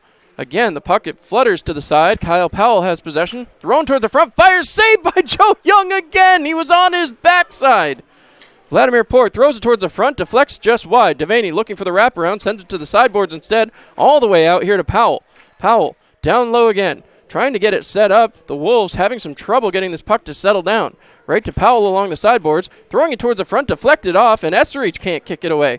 Right back in front, JT Walters flips it ahead, and here comes Zach Peace. Peace along with Mark Essery. Peace and Essery looking. Peace winds, fires, deflected, and it falls back down as this is quickly moved out by Watertown. Stepping up to pick it off is JT Walters. Walters flips it ahead. Can't get it to anyone but Vladimir Port. Port picks it up in his own zone. Turns it back around. He's looking for Kyle Powell. Powell takes it back into his own zone. 11:15 to go in period number 3. Powell taking his time. Looks ahead, flips it back ahead, and JT Walters calms it down. Dumps it in on Joe Young. And with 11:07 to go in period number 2, the Enforcers 2-0 lead. Right now feeling pretty good as Joe Young putting on a showcase down here to our right-hand side. So, looks like they're giving the credit on the goal. The assists, we'll get to those in just a second as we are right back to the action. Watertown winning the draw, trying to move it along. Deflected off of Patterson, trying to throw it towards the front. Broken up by Brendan Hussey, still thrown back on Joe Young, and Patterson makes another stop. Patterson up the boards, over to Babenko. Babenko fluttering it across, can't get that one to calm down. Now Patterson in. Patterson has it taken away from him. Drew Roche throws it towards the front. Patterson shot and a goal! Glenn Patterson, as he buries his 7th of the season. And head coach Brent Clark, he is all smiles on the bench right now. Patterson making his way down the bench. It's looking kind of comical down along the line there. So I think we're going to get a goaltender change here for the Watertown Wolves, as Cosentino will come out, and Jeremy Pominville, who has been nearly impossible for the Enforcers to solve, makes his way to the crease. So we'll see what Elmira can do here tonight.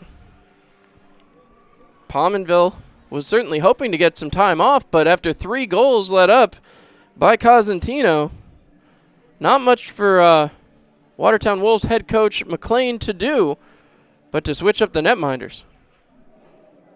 So 10:45 to go, and I like the music choice here. This is pretty great. As once again, we're ready to go. Period number 2 underway again, as 10:44 left to go in period number 2. The Enforcers now with the last 3 goals. Ryan Marker has it, drops it back behind. Again, trying to move it out is Coachman. Coachman takes it back behind his net. Hudson Michaelis, the lone man deep for the Enforcers. He's going to pressure Coachman to come out from behind, and does, as Coachman looks up the ice, feeds along for Boudreau, the rookie of the month for January, picked off by Yarwood, trying to throw it through Boudreau, but could not. Boudreau flips it towards the offensive zone. Lucas has it now, taken away from him, and moved up by Hudson Michaelis back to center ice. Thrown back into Joe Young's glove, and again, I don't know if Joe's wearing magnets or what's going on tonight, but everything seems to be hitting him. So right back behind, Cameron Yarwood, harassed by Jamie Lucas. Sent ahead to Kyler Matthews. Right back to Yarwood behind the net. We're over the halfway point. We're halfway through this one, and the Enforcers have a 3-0 lead. Puck is fluttered towards the center. Harrison chops it down like a cherry tree, and over to the bench he goes. Puck flittered back through, picked off by Yarwood, tried to throw it ahead, but Boudreau picks it off. 3-on-2, the Wolves come the other way, deflected off of a skate, and now Essery has it, feeding it ahead. Here comes Michaelis, feeds Jurich. Jurich all the way across to Yarwood. Yarwood down low looking for Jurich. That one was underneath one of the members of the Wolves, and will be fluttered back out to center ice. JT Walters turning, firing it towards the bench as Jurich picks it up and slaps it around into the Wolves zone. Mark Essery getting some speed. He chases it in and moves the puck along. Right there for Stevens, right back out to Zach Peace. Peace turning, dumping it along for Essery. Essery behind the net, throws it back along for Zach Peace, at least where Peace was, as Bogzeal comes in and lays the check. Now Essery chases down his own pass, and Essery looking, still keeps possession, trying to throw it through, trying to get it to Stevens, but a penalty upcoming, and this one going to go against the Watertown Wolves, as the Elmira Enforcers will get their first power play of the evening. This one for a cross check at 8:58. This one going to go against Dominic Bogzeal. So Bogzeal will take a seat. 2 minutes for the cross check. And the Enforcers power play, which has struggled a bit recently, will certainly need to find a way to come through here. With 8:58 to go in period number 2, Enforcers trying to increase that lead. It's going to be Michaelis, Jurich, Patterson, Dion, and Yarwood. As we wait, the puck is now dropped. Jurich wins it back, finds it over to Yarwood. Yarwood drops it down low for Hudson Michaelis. Michaelis tries to push it along for Yarwood, push right back onto Hudson Michaelis' stick. He flies out of the zone. Patterson with it, feeding across. He was looking for Jurich, couldn't get it to him. Right back up towards the point to Michaelis. Fed right back down around the boards for Tyler Jurich. Jurich moving it back along for Dion. Dion sends it off a defenseman, now trying to send it back down. Looking to keep the zone. Michaelis can't. Michaelis will send it back along for Cameron Yarwood.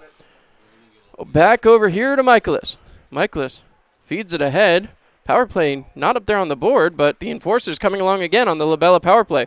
Reminding you not to get, Labella power play reminding you we are powered by partnership. Patterson still digging down low. He falls over, pushes the puck back up the boards, and Dale Dion trying to get free. Move back down low. The Enforcers kicking it along.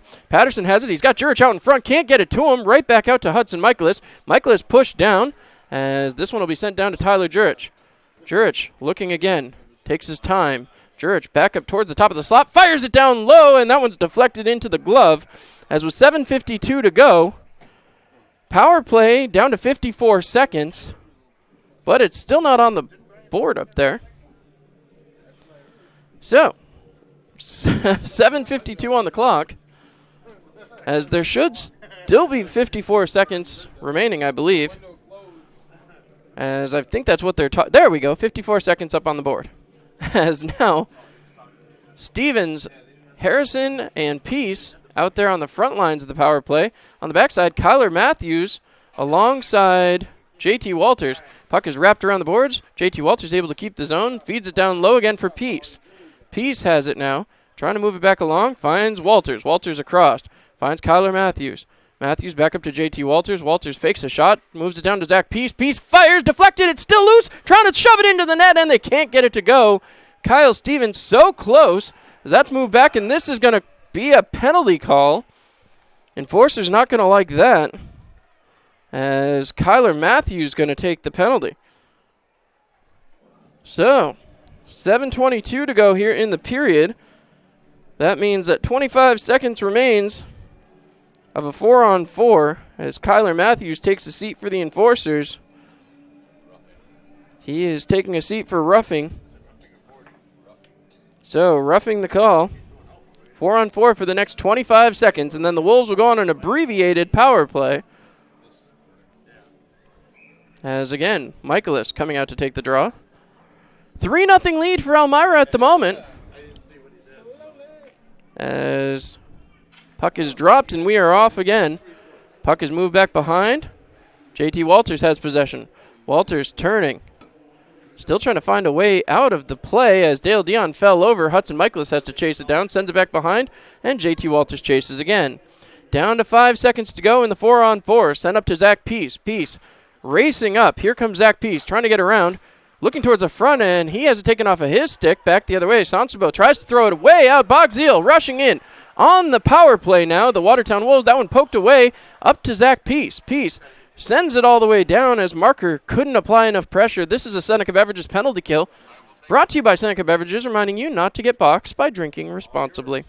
As now the Wolves try to set it up. Kyle Powell has possession. 6.5 to go. Boarding was the call. Not roughing, as that one gets pointed out up here. Once again, pass across. Ryan Marker with a shot. Blocked down there by Patterson. Sent back to the point to Powell. Back down low again. Looking around, trying to get something started. The Watertown Wolves have had nothing as of yet tonight. Ryan Marker with possession. Looking, 55 seconds to go in the man advantage. Back to Marker, winds, fires, save! Again goes wide as it's moved along. Back down low, Lucas couldn't handle it. Trying to get it back to Marker. Marker along the sideboards on the far side. Marker circling. Sends back to the point, and Boudreau picks it up. Boudreau harassed by Babenko. Boudreau winds, fires, and that one is saved again. Mighty Joe Young coming up huge. 35 seconds remains on the man advantage, as there's still 5:56 to go in the period. As I said, 31 seconds to go in the advantage. So, 35 seconds, excuse me. As Elmira waiting for the puck to be dropped. Michaelis out there as that puck is moved, and here we go. Right over to Devaney. Devaney looking right back as Bullard passes across, winds, fires, and that one goes up and over the net. Right back to Devaney, and they blow the play dead due to the net coming off its moorings. So 5:44 to go, 22 seconds on the clock. As once again, this is 5:44 to go, 22 seconds. Waiting for the puck to be dropped. Hudson Michaelis. Now the puck is dropped and moved along. Cameron Yarwood trying to move it up. Throwing it back along, and Devaney turns, but the puck was back in front of him. Now Kyle Stevens trying to get loose. Kyle Stevens cutting to the net, fires, and can't get it to go. Has it back behind the net. Michaelis right in front. Stevens still trying to throw it. It's deflected off. Michaelis another opportunity. Still throwing it towards the front and can't get it to go. Hudson Michaelis with a couple of beautiful opportunities. Here comes Bogzil. Power play is over, and the Enforcers right back to 5-on-5 action. Thrown towards the front, blocked off on a Devaney shot, and Michaelis will pick it up and go the other way. Michaelis, Yarwood, and Stevens all entering the offensive zone. Michaelis winds, fires, and a save again, and that will stop play. 5:04 to go. We finally get the media timeout. We'll be back here on Mixler.com.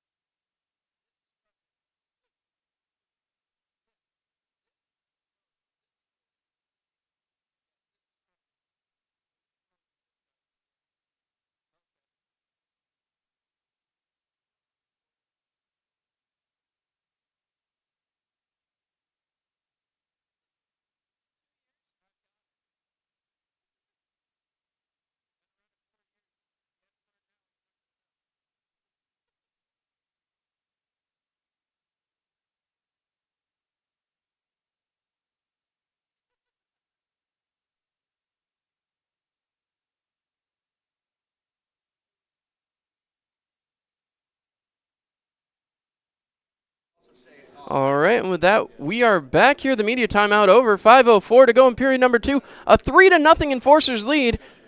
So far, the Watertown Wolves, Jeremy Pominville, has been unbeatable, as the Enforcers have had a couple of great opportunities, but have yet to been able to put one behind him. I'm sure the Enforcers wouldn't be sad if Cosentino came out to start the third period again. They've had some better luck against him. But we'll see. Might not be that lucky tonight, as once again, Brendan Hussey coming out here with the newest member of the Enforcers, Trent Durocher, signing a PTO just before this game, as once again, Elmira going back to work. They're deep in the zone, trying to work it around. Can't get it along as Babenko moves down to Hussey. Hussey trying to get it back up. Trying to move it along. Hussey still battling. Sent out here to Babenko. Babenko with it. Down low looking for Hussey. That one deflected in the corner, and Lucas will have to chase it. Sends it back along, and not quite out of the zone. Boudreaux still having some possession issues. Sent ahead to Ryan Marker. Marker dumped back in. 4:35 left to go in period number 2. Trying to throw it along. Can't get it past Boudreaux, as now the puck is kicked around. Watertown maintains possession. Looking towards the front of the net. Lucas fires. Save, and knocked around again. Back out towards the mid-neutral zone. Picked off here by Durocher. Durocher firing it through, trying to get it to Babenko. Pominville comes way out of his crease to play. Boudreaux picks it up, sends it along, and Lucas moves it ahead. Lucas over the blue line. Taking a long look. Drops back for Ryan Marker. Marker fires. Saved by Joe Young again. Hussey trying to move it along. Gets it into the corner. Marker has it. Moves it ahead and sends it into the corner again. As now Tyler Jurich picks it up for the Enforcers. Under 4 minutes to go. Looking around, J.T. Walters taking his time. Tyler Jurich looking, drops it along and right back for Dale Dion. Dion circling it back. Dion right back ahead and sends out to Tyler Jurich. Jurich all the way across, finding Brendan Hussey. Hussey and Harrison enter the zone at the same time. Hussey throws it towards the front, and that'll get a whistle. As with 3:33 left to go in the second period, it's a 3-0 lead for the Enforcers. So again, going back here to the right-hand side of Pominville. Going to be that Kyle Stevens, Zach Peace, Mark Essery line. On the backside, it'll be Tracy and Patterson. Puck is pushed back by the Enforcers, but the Wolves end up with possession, moving it back towards their offensive zone. Thrown back out by the Enforcers almost immediately as Sonstabo has to chase. He passes across, broken up there by Mark Essery. Essery has to wait for Stevens to get on, and he can, as that'll stop play. With 3:19 to go here in period number 2. So, again, want to remind everybody, Danville was able to beat Carolina in a shootout last night as that puck moved back along and fed back through. Pushed back to the neutral zone, and the Enforcers dump it right back in. Mark Essery on the chase. Essery still looking for his first goal as an Elmira Enforcer. This puck moved up to Devaney. Fed back around and out. Here comes Bogzeal. In onside. Joe Young comes way out of his crease and shoves it in the corner. Deflected away, and a nice play there by Glenn Patterson. Thrown over the top of the net and into the netting. As again, the Enforcers having some success down in their defensive zone, but still having some issues getting things going offensively.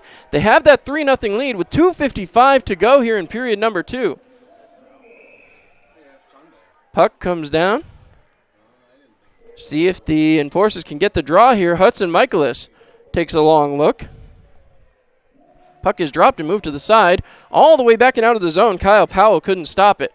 Right back ahead goes Harrison. Marker has possession now and circles back over the center ice dot. Tyler Jurich picking it off and tried to throw it ahead to Michaelis, but it's picked off by Boudreaux. Boudreaux winds, fires, saved by Joe Young, and an easy stop there for the large goaltender. As we wait for the clock to catch up there. 2:37. 33-25, the shots on goal in favor of Watertown. But the Enforcers with the lead where it counts, 3-0. One back, Yarwood has it, feeds it up the boards, looking for Harrison. Harrison gets it to the blue line, but no further. Picked off here, sent to the slot, fired, and another blocker saved by Joe Young. Yarwood feeds it ahead. Here comes Tyler Jurich. Jurich feeding it up to Andrew Harrison. Harrison into the zone, trying to get around Kyle Powell. Throws it towards the front. He was looking for Jurich, and he couldn't find him. Michaelis sends it back to the point to Yarwood. Yarwood back to Michaelis. Michaelis trying to move it along and can't, as now the puck will be moved back up for Jamie Lucas. Lucas along the far near side boards. Over to Marker. Fires over the top of the net. And again, it bounces wide and back as now Watertown tries to set it up again. Looking for Boudreaux. Boudreaux passes back for Marker. Under 2 minutes to go here in period number 2. Back to Port. Down again for Marker. Picked off here by Matthews and bounced back towards center ice. Picked off by Jurich and sent ahead. Here comes Hudson Michaelis. Michaelis racing in. He's got Jurich behind him. Tries a drop pass. Now he feeds it across for Jurich, and Jurich can't tap it home. Boudreaux picks it up. Boudreaux hurrying up. 3-on-2 for the Wolves. Poke check back. Once again, another opportunity deflected around and back behind the net. Dale Dion picks it up. Dion harassed by Jamie Lucas. Lucas will head off for the bench. And Dale Dion passes off to the sideboards. He finds JT Walters. Walters again looking up the ice. Down to 1:18 left to go in the second period of play. Dumped all the way back in, and Babenko on the chase. Sending it back along. Pominville thought about playing it, decided better of it. Taken away there by Babenko for a moment, but picking it right back up is Craig Cross. Cross still harassed by Babenko and still trying to move the puck. Right back to Craig Cross now. Cross flipping it back towards center ice. Moved all the way back to Dale Dion. Fed ahead to Brendan Hussey. Hussey throws it ahead. Right back onto Babenko's stick. He bounces it off the boards, and Cross looking for a bit of revenge on that one as he was harassed by Babenko for a good minute and a half. This puck flipped in, up and into the netting above the ice surface. 43.6 to go. As now the Enforcers get an offensive zone faceoff to the right-hand side of Pominville. Still have had trouble beating Pominville this weekend. Tracy trying to get something adjusted there on his helmet, as it appears the Enforcers ready to start this last 43 seconds of hockey. Puck is dropped. Stevens loses the draw, and Watertown back to work. Dumped back behind. Trying to play it out is Mark Essery. Moves it back along. He was looking for Peace. Couldn't get it to him as Sonstabo moves it ahead. Now out the other way. Here comes Derek Boudreaux. Passed across. Ryan Marker into the zone. Marker gets harassed quickly. Dump back behind. Kyle Stevens has it. Wraps it up the boards. Trying to find Zach Peace, and he will. 22 seconds to go in the period. Peace dumps it in. Mark Essery on the chase. Pominville stops the puck. Throws it around hard. And that bounces up the boards for Boudreaux. Kicked ahead, and here comes Ryan Marker. 10 seconds to go in the period. Marker harassed, winds, throws, and an easy save there for Joe Young off the side of the net. Still loose out in front, picked off by Peace. Peace will turn and flutter it to center ice. That'll do it for period number 2. And the Elmira Enforcers will take a 3-0 lead at the end of 2 periods to the locker room. So once again, Enforcers 3, Watertown Wolves 0. It's a 35-25 shot advantage for the Watertown Wolves. We're going to step aside for our second period intermission report and be back here on Mixlr.com.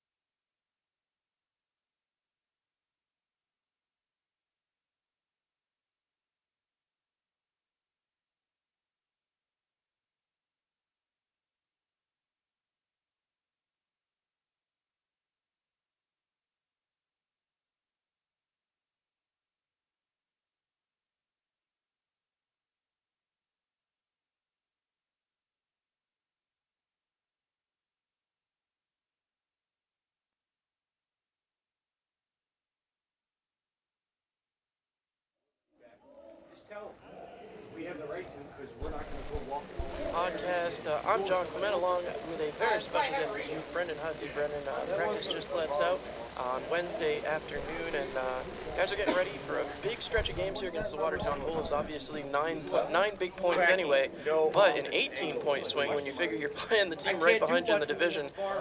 What are you guys looking ahead at this weekend? We're just looking to keep rolling, keep playing enforcer hockey, stay team tough, and give our fans a nice little weekend to watch here at First Arena. Talking about the fans, obviously 2 games at home, a Friday, Saturday tilt for Valentine's Day.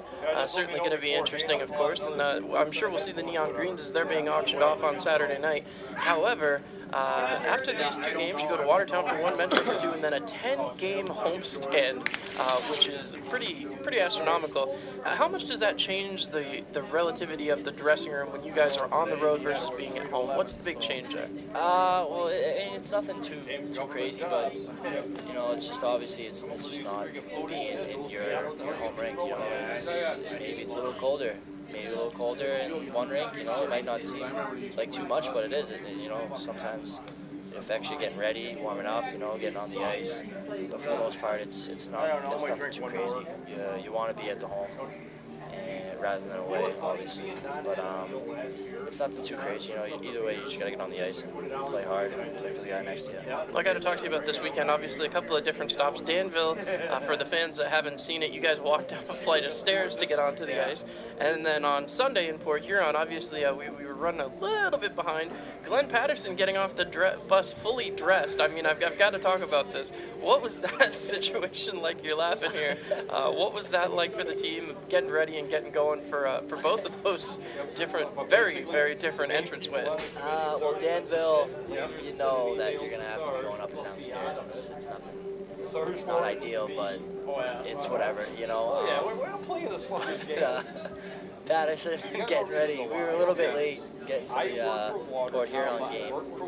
So I guess Patterson, he said, we're gonna bring the bag on the bus, and I want to get ready early. So we started getting ready on the bus, and we get off the bus, and he's fully ready without his skates on, and we get in the locker room, he throws on his skates, everyone else is throwing on everything, and he just got on the ice and was doing warm-ups. I was going to say, he got a full warm-up. That guy keeps the locker room light. He's a great guy to have on the team. Well, speaking of the team, obviously you contributed big this weekend in Danville, Illinois, 2 big goals, a rare feat, and we mentioned this during the intermission interview on Sunday in Port Huron, but you scored not only 2 goals, but 2 goals against 2 different goaltenders, the put-out shot and then the first shot on the next guy. Obviously, you have had an up-and-down year as far as scoring and points are concerned, but those points, obviously, the monkey off your back celebration, again, we mentioned it Sunday, kind of a Boston thing, you and Kyle going back and forth about it, but how did that feel, A, to score those goals, but B, to kind of, it almost seemed like you were finding your groove again. Yeah, it's tough, if you're not scoring goals when you score more than you have been. But, it felt good to finally, get another one in the back of the net, and then even another one that same shift. It felt like a lot of weight was lifted off my back there. Can just get back to playing hockey, obviously, and hopefully just keep rolling. Well, we're looking at the schedule ahead, and we've been talking about it. We just talked about 10-game homestand coming up. Sunday will be the 2/3 mark of the season. You're getting towards that final run, that final stretch. Obviously, Danbury's within catching distance. Watertown's obviously right behind you guys. This is the time of the year where hockey obviously gets a little more exciting for the fans, but with the players in the locker room, you're always cognizant of where you're at in the standings, but is this time of the year more exciting, or does it feel a little bit more pressure? I'd say it's pretty exciting, honestly, because it's just the fact that we want to just keep getting better going into playoffs and just keep rolling and rolling. So, I mean, if we keep playing like we're playing, it's just going to be exciting and fun because we're doing really well. And if we just keep playing enforcer hockey and just, one game at a time, one shift at a time, it's just going to keep going rolling how we want it. And I think it's just going to be just fun, exciting, and, all the above. I think it's just going to be a good ride. All right, well, I'm going to bring it back to the beginning of the season here. Obviously, you were one of the returning guys, still one of the holdovers from last year, if you will. You guys went all the way to the Commissioner's Cup Finals last season. The off-season obviously comes and goes, and changes are obviously a big part of the hockey world, and you're looking at where you're going to play next year. What made it kind of the decision to come back here to Elmira? From ownership to coaching to the guys who's next to the locker room, it's just everything. It's just you want to win when you're here. Everyone wants to win. And it's just I want to win. I want a ring, just like every other guy. The locker room, every person, even you want a ring. We all want a ring here. It's just we all have one common goal, and it was just easy. Coming back to this rink with all the fans that are supporting you around the city and everything. It's just overall, it's where I would want to be, where else I'd want to play. And like I said, we want that ring. We want to win. Well, I'd like to end it there, but I got to ask one more question. Obviously, Elmira a little different, as in we tend to be out in the community a lot. You talked about the fans briefly, but you guys have been to Party Central events, out to the grocery store, out to just about reading to kids. I think you've been part of reading to kids. And I'm just curious, with that type of immersion in a community, what is that like for a player? Obviously, we talk about all the time, we joke you and Kyle are the Boston boys, and then you got the Canadian kids and the kids from out west. But I mean, like, that's home, but being here and being so immersed in this community, does it start to feel kind of like home? Yeah, a little bit, honestly. I mean, it's like I say to my parents, it's like my winter home. I go home for the summer, and that's my home, but I come back here and I'm working and playing hockey, and here it's like my home. You see, like you said, sometimes you see some kids that are, you're reading to, and you might see them in the grocery store. They say, "Oh, it's Hussey." It's cool. It's cool, kind of having like a second home. Yeah, definitely. All right, well, thank you so much, Brendan. We'll send it back to Colby in the studio, and we'll be back here next week with another player interview on the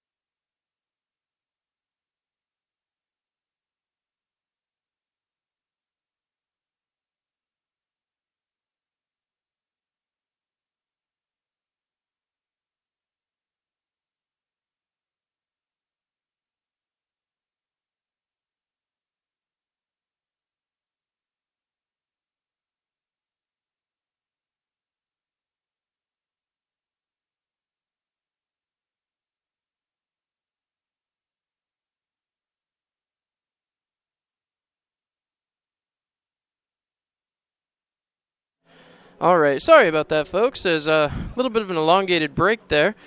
We're back live here at Watertown Municipal Arena.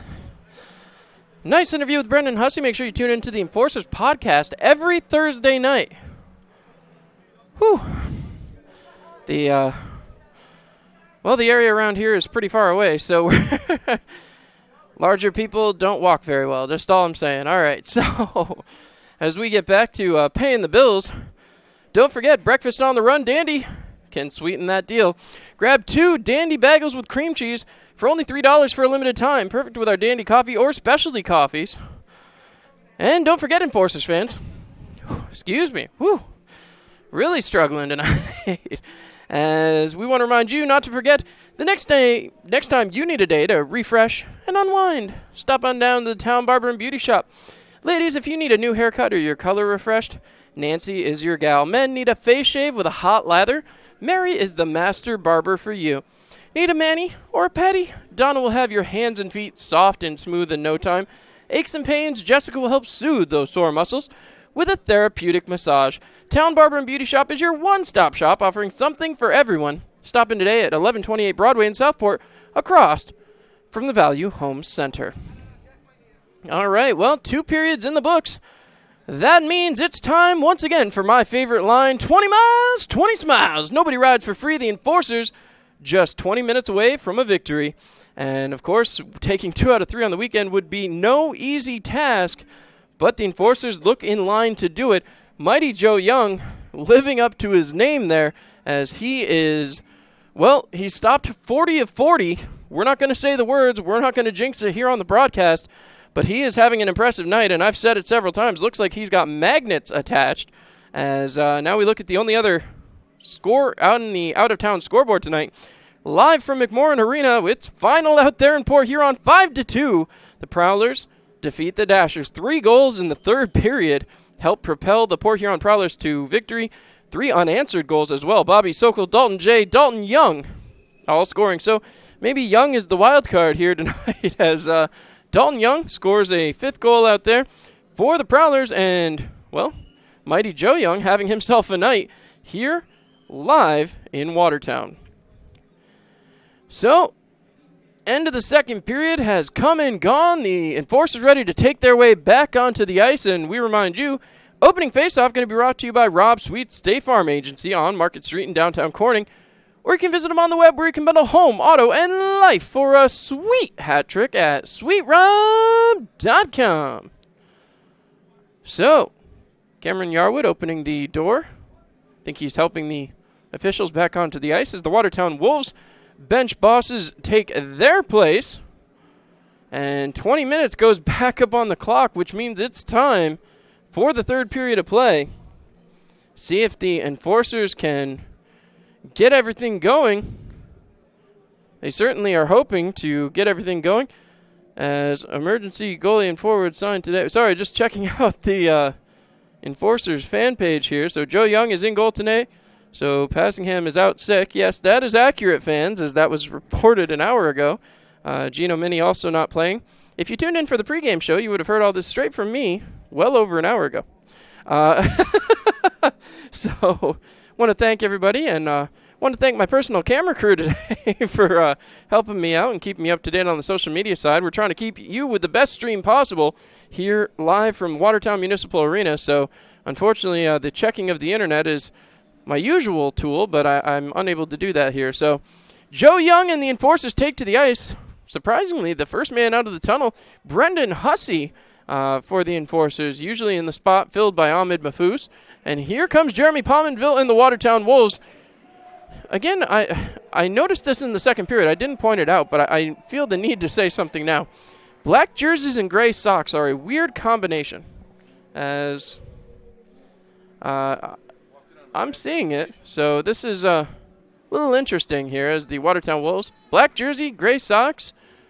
As I said, they were out here for warm-ups in the gray jerseys, so I guess they're trying to break a streak. I don't know if they've lost a bunch at home or what that situation might be, but, well, their home record right now, 9-8-2-1, as the Enforcers' record on the road, a 12-4-2-2. The Enforcers have been deadly on the road, so we'll see if they're able to come in, and there's some commentary up in the booth about the Rumblebees. Surely making fun of the Enforcers for the one loss that the Rumblebees have handed down. And, you know, Watertown got taken down in overtime again by the Rumblebees, so let's not have that conversation as we look again down to the ice surface.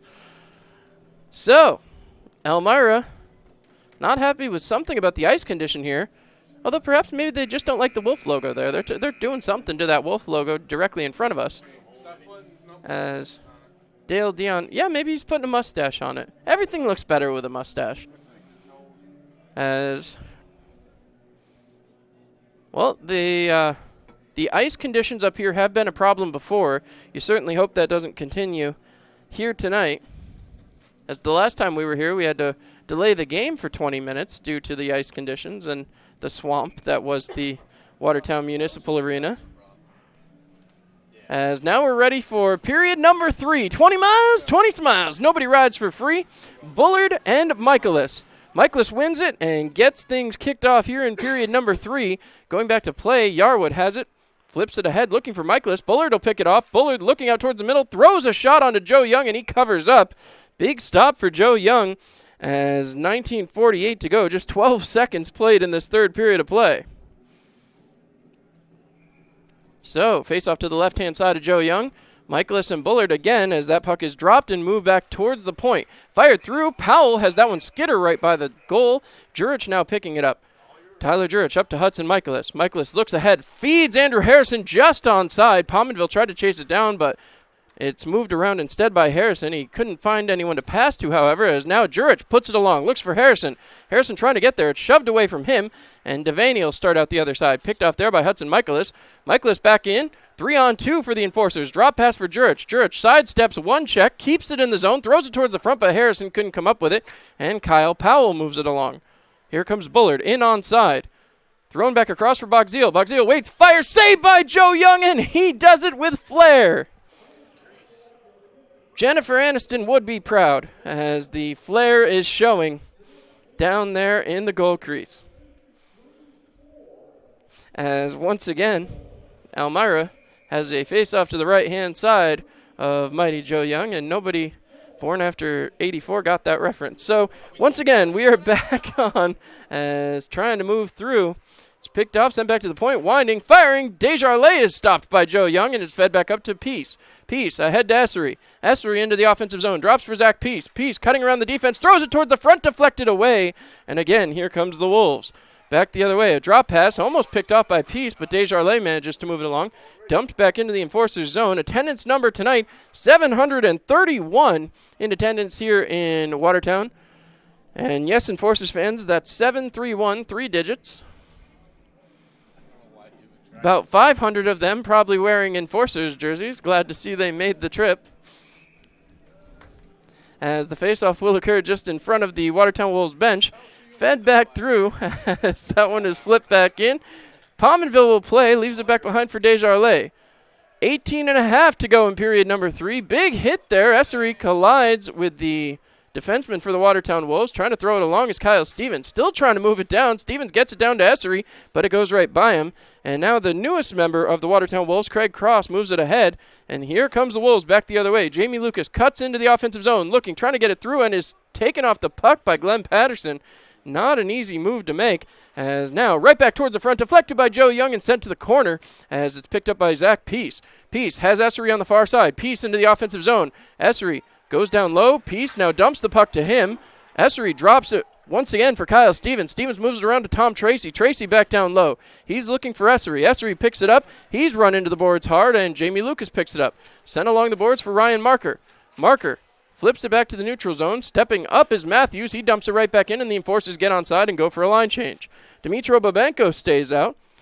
Down to 17.5 to go.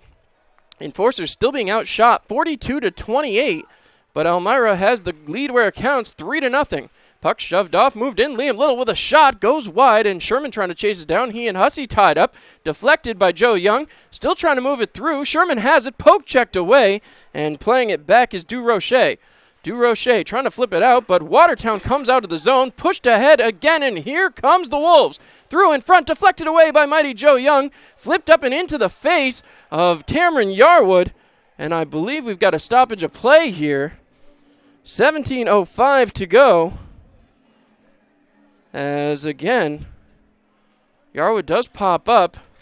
There was a penalty called somewhere. I didn't see the call. It looks like Brendan Hussey going to the box. As again, I missed it. But we'll have a penalty to Hussey and a Seneca Beverages penalty kill. Seneca Beverages reminding you not to get boxed by drinking responsibly. So Hussey goes to the box for 2 minutes. And the Enforcers have to kill another one. Puck is dropped, and we are underway on the penalty kill. Puck moved back to the point. Waiting for the announcement.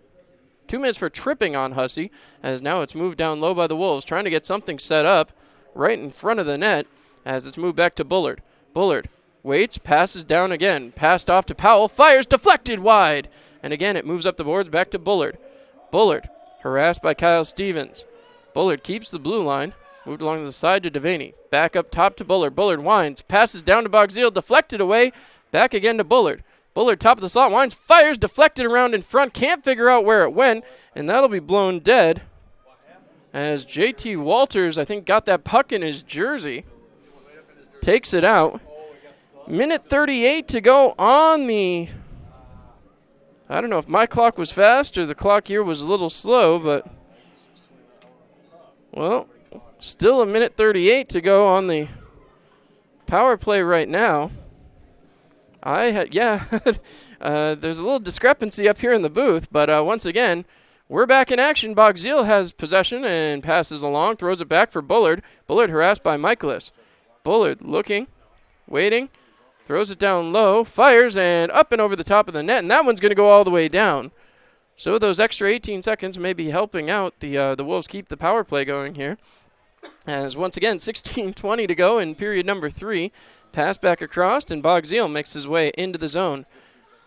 Poke checked along, and JT Walters almost catches it in the jersey again. Right back to Boudreau. Boudreau looking. He's got Bullard back behind him. Fires, and that's over the top of the net. Once again, chasing it down is Devaney. Wrapped around the boards, and off to the side. Playing it, here's Boudreau. Boudreau down low. Trying to take a long look out towards Boudreau. And JT Walters waiting. Firing, deflected around in front. As again, puck is back to the point, finding Bullard. Bullard harassed by Babenko, throws it to the sideboards to Devaney. Devaney harassed, right down towards the slot, fires through the crease and out the other side. Babenko on the chase. Bullard keeps it moving down low. Bullard back up to the point, fired across, looking for Devaney. Down to less than 30 seconds to go on the man advantage. Right back to Bullard. Bullard fakes the shot. Now he sends down low, looking again. Bogzeal has it taken off of his stick, right back out to the blue line where Bullard picks it off. The Enforcers' penalty kill unit is exhausted. Thrown across again, winding and just missing it. Firing over the top of that one as this is thrown all the way down. 10 seconds to go on the man advantage. The Enforcers will make a line change. Thrown quickly back up as Bullard trying to make a move, but the Wolves will reset. That'll do it for the man advantage. Brendan Hussey fresh and ready to go out of the penalty box. Kyle Stevens fresh from the bench as well. This puck fluttered across. Here comes Boudreau.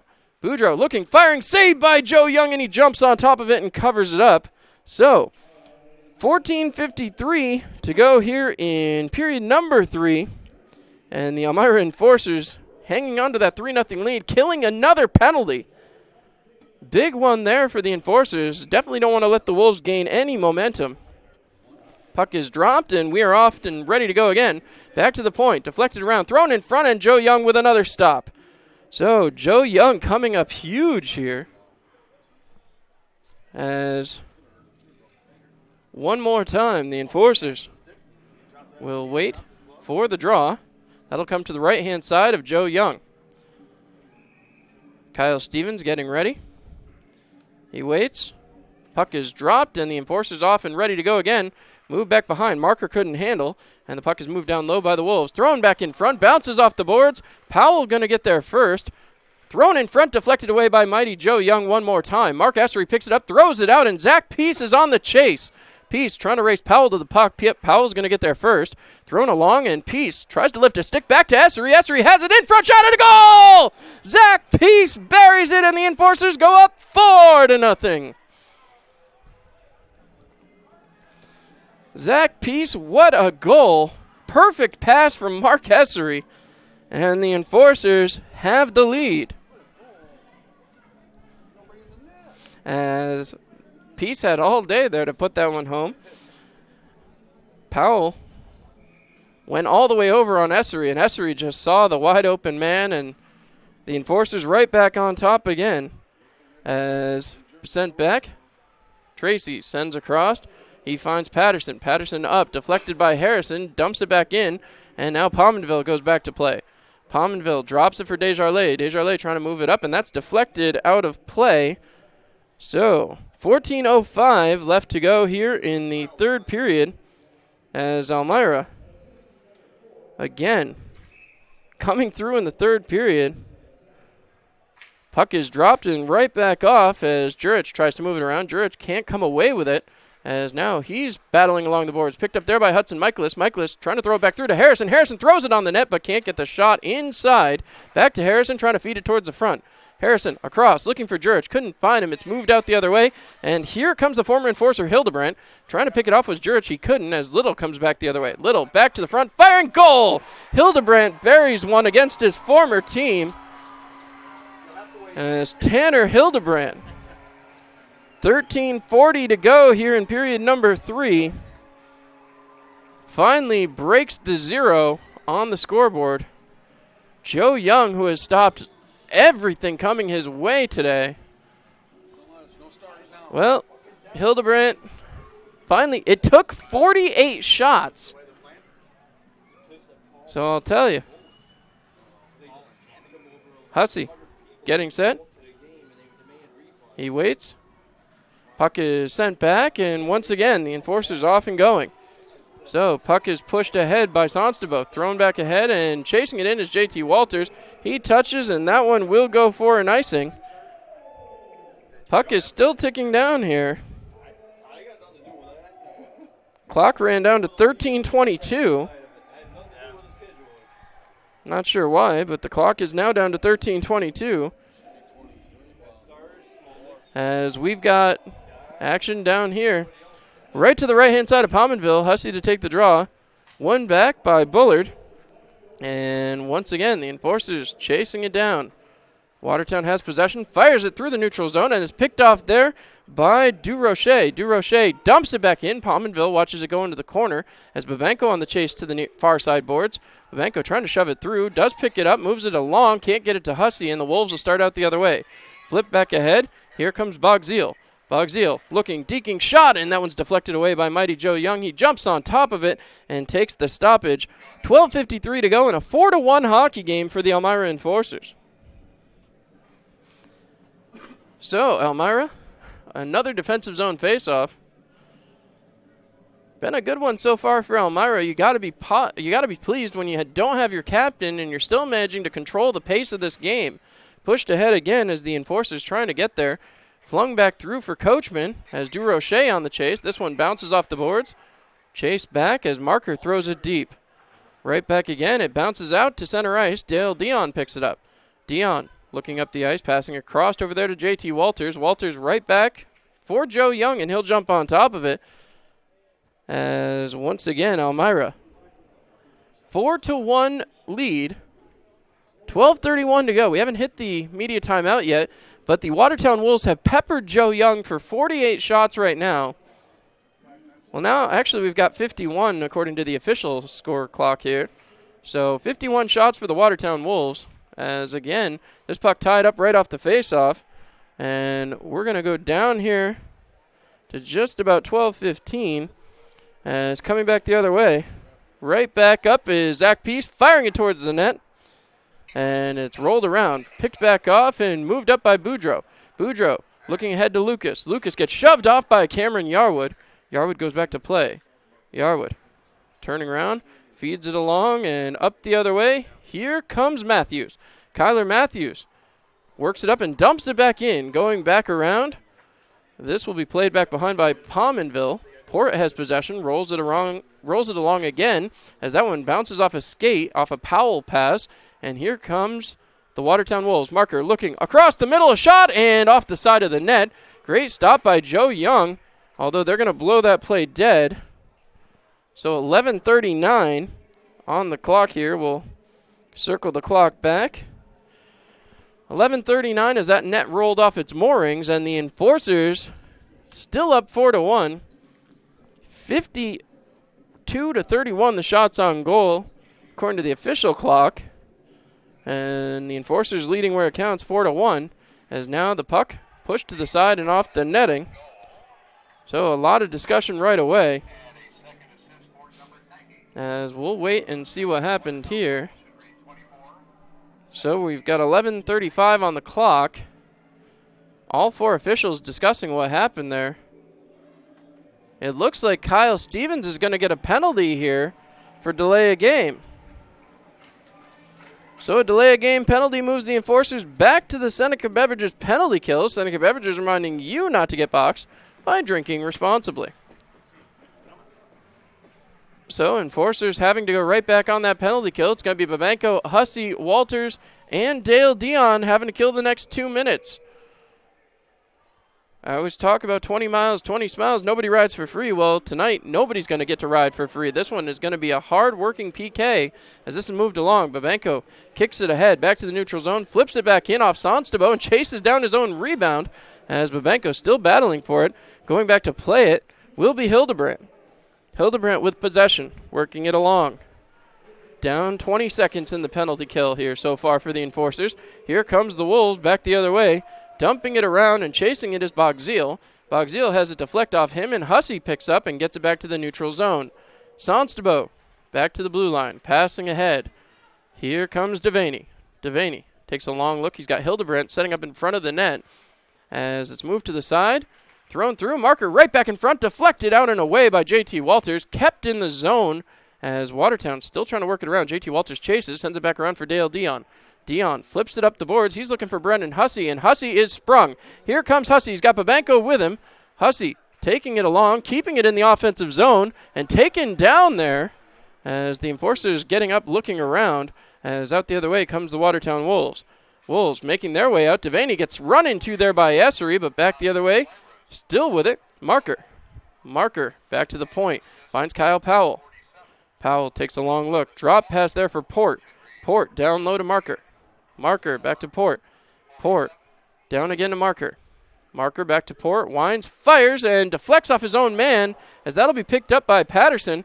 Patterson hurrying it up the ice, flips it ahead, and Patterson is taken out. I don't know if that was more by Powell's hit or the referee, as now again, puck is wrapped around, down to 15 seconds on the man advantage. Boudreau looks up the ice, trying to play it through. It's picked off there by Dale Dion. He sends it back ahead, and again, the Enforcers down to just 10 seconds on the penalty kill. Puck moved back forward. Here comes Bogzil, trying to move it across. Marker with it. He takes a long look, firing it all the way across. Powell has it right back in front, shot, and a goal. As that one, I don't know if that came before or after the power play came to an end. But the Wolves hit the scoreboard again. So the Wolves cut the deficit to 2 as Bogzil throws the monkey off his back, but again, the Wolves still down by 2 goals. 9:33 to go here in period number 3. I believe the Enforcers killed the power play before by 2 seconds, I'm told. So we just get the official confirmation as now puck is won back and moved along here as the Enforcers trying to go back to work. Watertown has cut the deficit to 2, and Joe Young, who has had a stellar night, that puck is flipped up and into the Enforcers bench by Cameron Yarwood. Joe Young, who has had a stellar night, of course, has now been touched for 2 goals, but right now he would be satisfied if he can take the win out of this. To see if he can do so, still has a 2-goal lead. Joe Young, a .295 goals against and a .915 save percentage on the year. Obviously, that's altered a little bit now as he's faced over 50 shots here tonight. Puck is won back, and again, they'll blow that one dead. See if they put the 2 seconds back on the clock. They should. But we'll wait as they come over and I believe they're saying media timeout should have taken place. All right, so we'll step aside here, and we'll be back. I believe we'll reset the clock to 9:22. You're listening to the Elmira Enforcers on Mixler.com.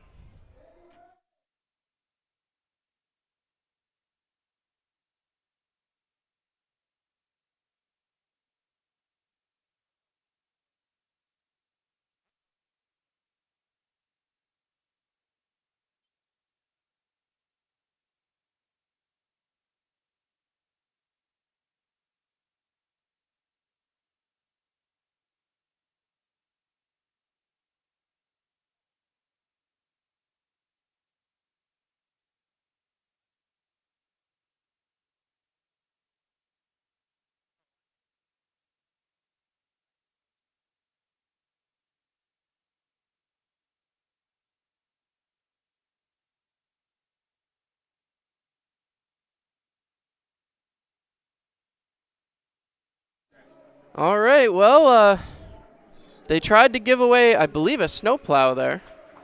I'm not sure exactly what the prize is, but it is a plow, okay. Well, up here in Watertown, I'll tell you what, they need those plows, and apparently they're going to need it here tonight, as the snow began falling as soon as we breached the Watertown border on the bus. Unfortunately, that child will not be going home with a plow. Unfortunately, I mean, a little child that little shouldn't have to stand at the far blue line. Come on now.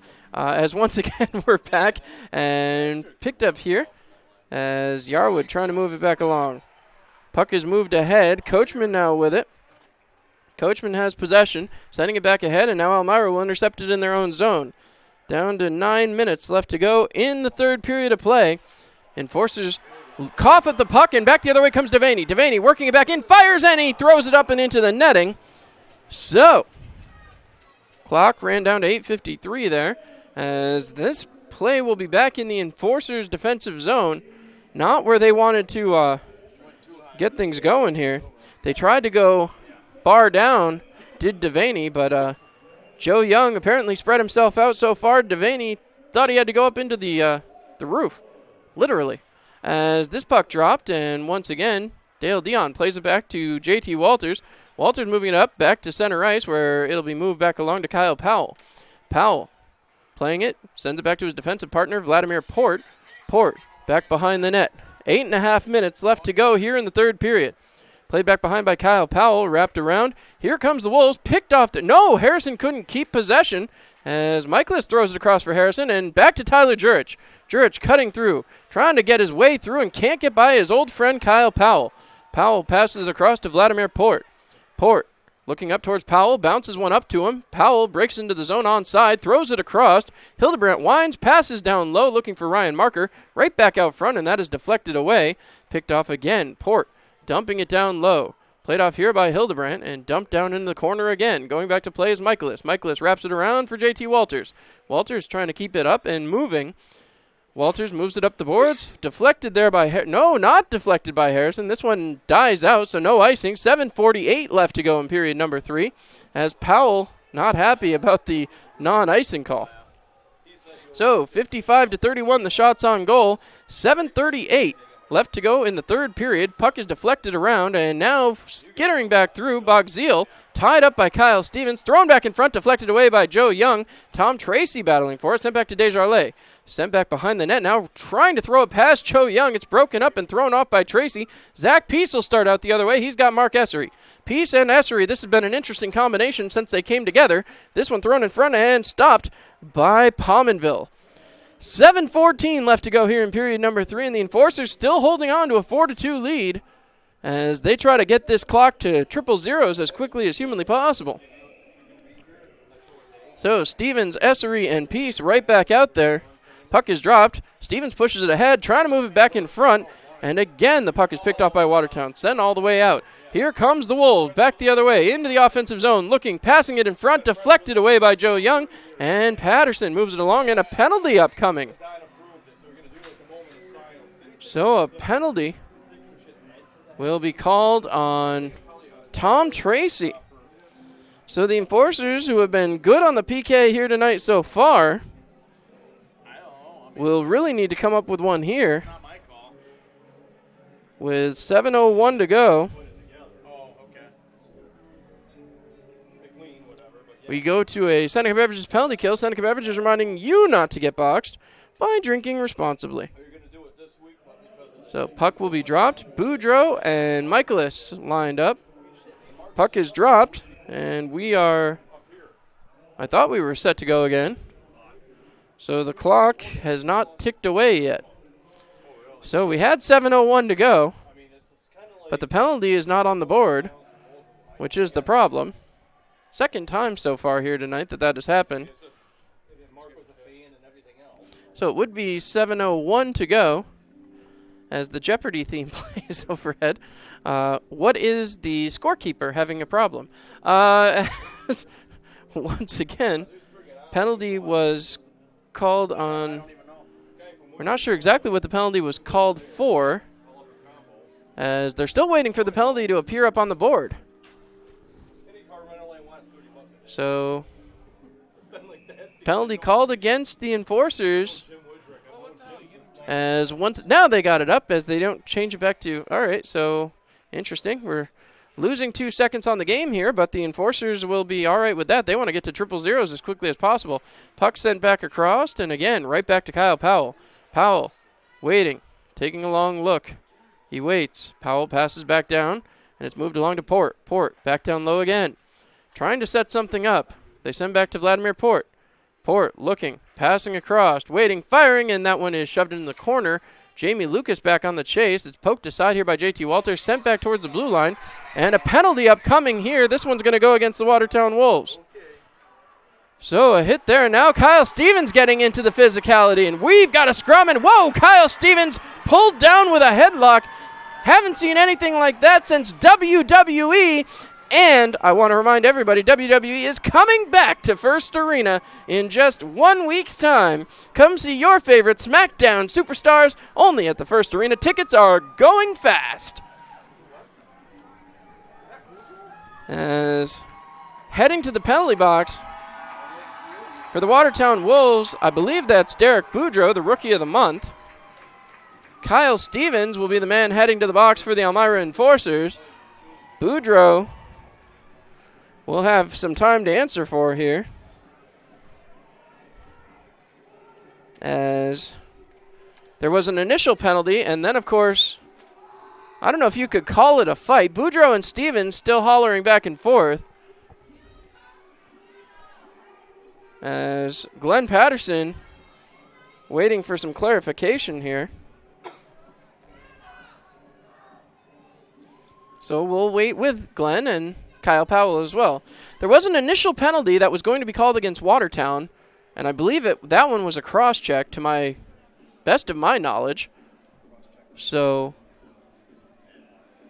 that was the best I could tell, was it was a cross-checking penalty, judging by the way the referee reacted. But then there was I guess you could call that a fight. Kyle Stevens got headlocked and dragged down. Now there's a 4-minute minor up on the board for the Watertown Wolves. So we'll wait for the official word here, as Boudreaux, the only man in the box. So we'll have to see how this all works out. Referees and the linesmen both pointing down towards Pominville's area. No, now they got it down to 2 minutes, so I don't know what's going on here. There's a lot of confusion, and Powell, Tracy's in there. We're still not exactly clear on what he's in the box for, but he's still got 1:33 to serve. I would think 5 for fighting for both, but they should need somebody to serve the Watertown minor. I'm completely confused. So there is 1:33 left to go on the initial power play that the Wolves were riding. But so we've got 1:33 of 4-on-4, and then 27 seconds of an abbreviated enforcer's power play. But somebody needs to serve the penalty, because if they gave 5 to Stevens for fighting and 5 to Boudreaux for fighting, he can't come out in 2 minutes. He's dead. He's done for the game. 6:32 to go. I'm completely confused here. So the referee's still over there. Maybe he's trying to get the Wolves to send somebody over there to serve the minor. Although, again, still at that point, I would think, you would have to send Boudreaux to the locker room. Well, they're going to let Boudreaux stay in the box. This is more confusing to me. But all right, we now appear to be set to go. I'm thoroughly confused, but Zajac will take the seat. As the puck is dropped, the Enforcers start the 4-on-4 as Dale Dion has possession. Dion moves it down to Hudson Michaelis. Michaelis with possession, firing it down low, looking for Peace. Peace can't handle it, as now it's shoved along, and Michaelis will circle back in to play the puck. That one knocked back down and against the boards, sent back up, right back to the point. Dion keeps the zone, sending it down for Peace, and Peace can't knock it down. Sent back along again. As the Enforcers trying to get there, it's moved back up, and Desjardins has possession for the Wolves.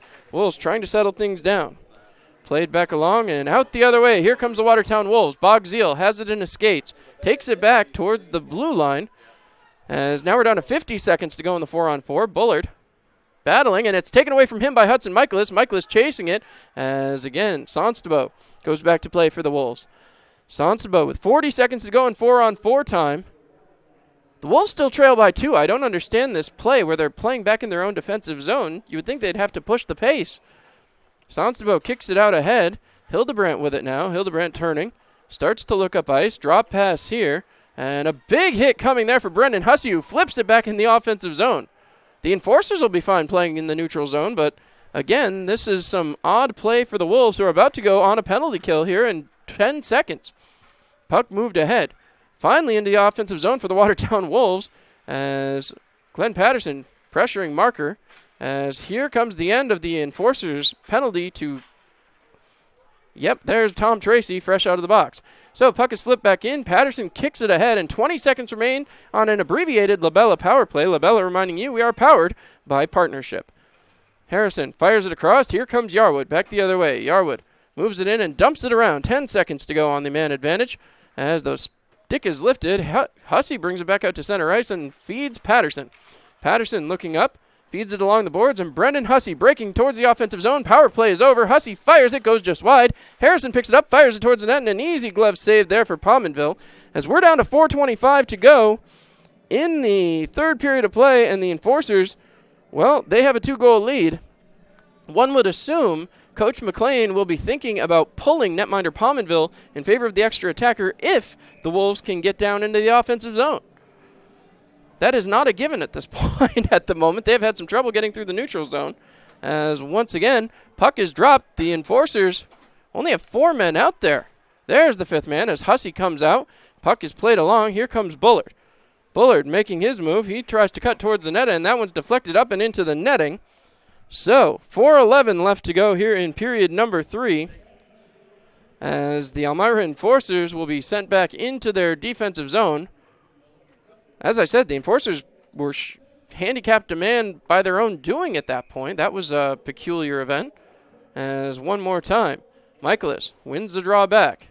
Fed along for JT Walters. Walters trying to play it up. Feeds it across for Dale Dion. Down to 4 minutes to go. This one deflected. Pominville will go to play. Jurich pinching in. This one fed back towards the blue line and out as JT Walters goes to play. Walters passes across for Dion. Dion looks across to Walters. Finds him. Walters flips it back towards the neutral zone. Chopped down, trying to get around. Sonstabo was chasing, but Michaelis will beat him to the puck. But it's taken off of his stick and right back out. The other way comes the Wolves. Stretch pass for Bogzeal. Bogzeal into the offensive zone. He gets hit there by JT Walters. Right back to the neutral zone with the puck. Bogzeal back to the offensive zone. Trying to cut through 2 defensemen. Drop pass. Fired over the top of the net. And again, Tyler Jurich goes back to play. Jurich back to the neutral zone where Kyle Powell goes back. Powell into his own zone. Fires across. Right back in and knocked down by Kyle Stevens. It's picked up by Yarwood. Feeds over to Jurich. Jurich and Yarwood move ahead. Yarwood into the offensive zone. Yarwood looking over to Jurich. Winds, fires, deflected, and it's behind the net. Picking it up is Yarwood. Looking back and dumps it back along. Going back to play is Dallas Desjardins. Feeds up the boards, and Kyle Stevens can't keep. This will go all the way down for an icing, and that'll be touched up. 2:59 left on the clock as the Elmira Enforcers will get an offensive zone faceoff. Official shots on goal right now, 58-33 in favor of the Watertown Wolves. Score where it matters, 4-2. As Elmira trying to close this one out. Just 3 minutes to go. Puck is dropped. And again, Elmira battling for it. Mark Essery chasing down Ryan Marker. It's moved ahead. And here comes Hildebrandt. Hildebrandt flips it ahead and all the way down, as going back to play is Cameron Yarwood. Yarwood rolls it around the boards. He finds Mark Essery. Essery flips it up and out of the zone. Thought that one got out of play as Dallas Desjardins goes to get it. Desjardins takes a long look. He waits his time. Now he finds the lane, Vladimir Port. 2.5 minutes to go here in period number 3. Right in on Joe Young, and Young will cover up, taking the stoppage with 2:28 left to go. So Boudreau is... I'm completely confused. Boudreau is freed. There's the 7. Okay. Now we're no, we're still not clear on this. Boudreau came out. That's the confusion here. He should have been in there for 7 minutes at 6:59. Okay. Well, they called timeout. It was only a 4-minute double minor. I'll try to get my facts straight and be back with you here on Mixler.com in just a second.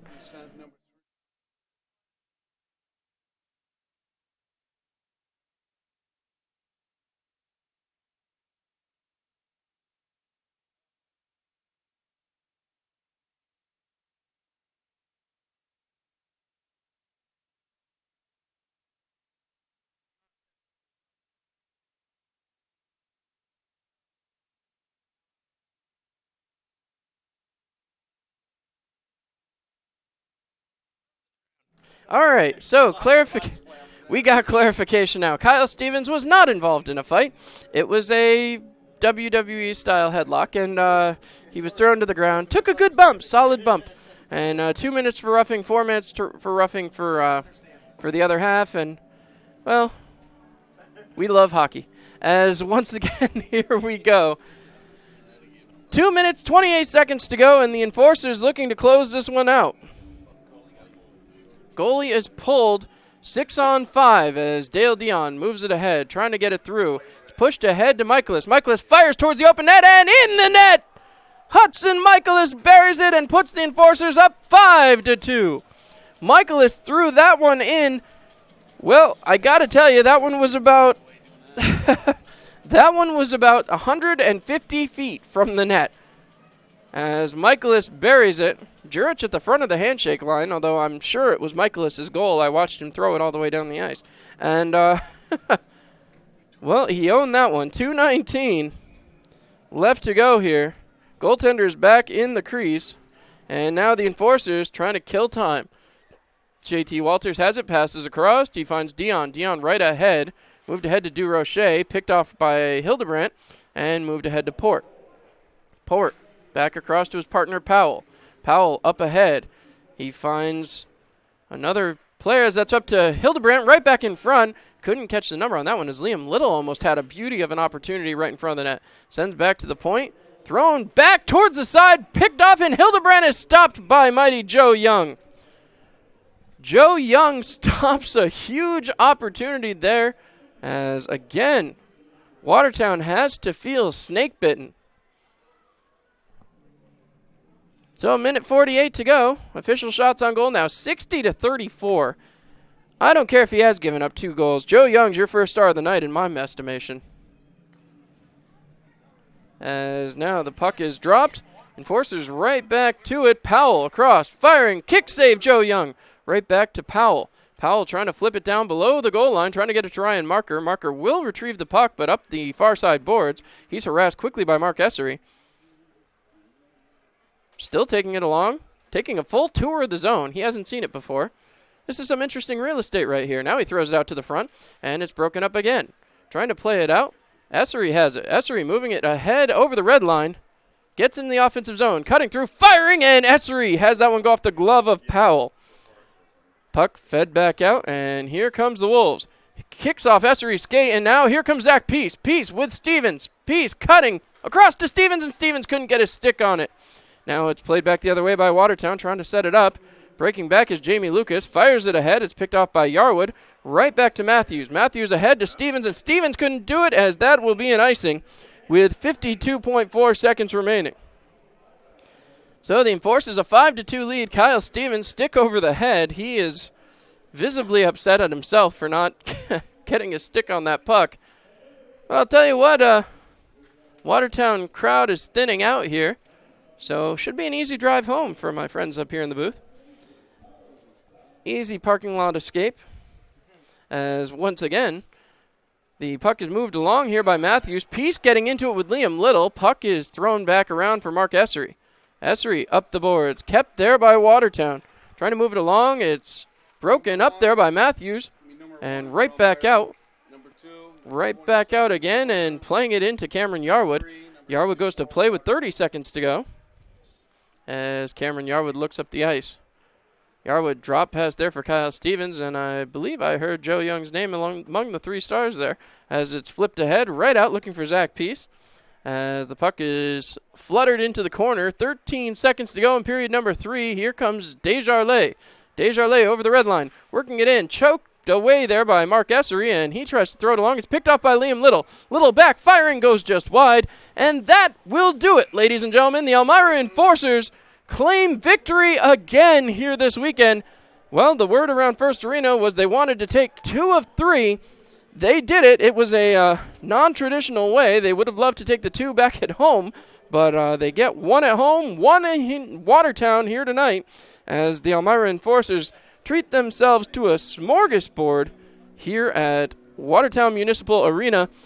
Final score of 5-2, and, well, the writing's on the wall now as Elmira looking at a potential playoff foe, and they come away with the victory.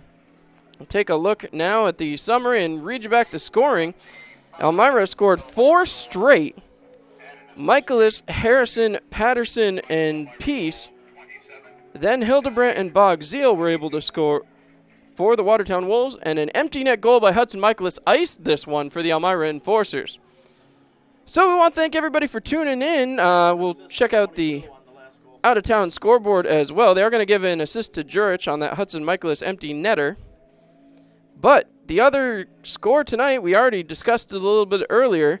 Final from Port Huron, 5-2 over the Danville Dashers. So Tyler Jurich saying goodbye to his former teammates, and it certainly won't be the last time. These 2 teams will meet plenty in the upcoming months.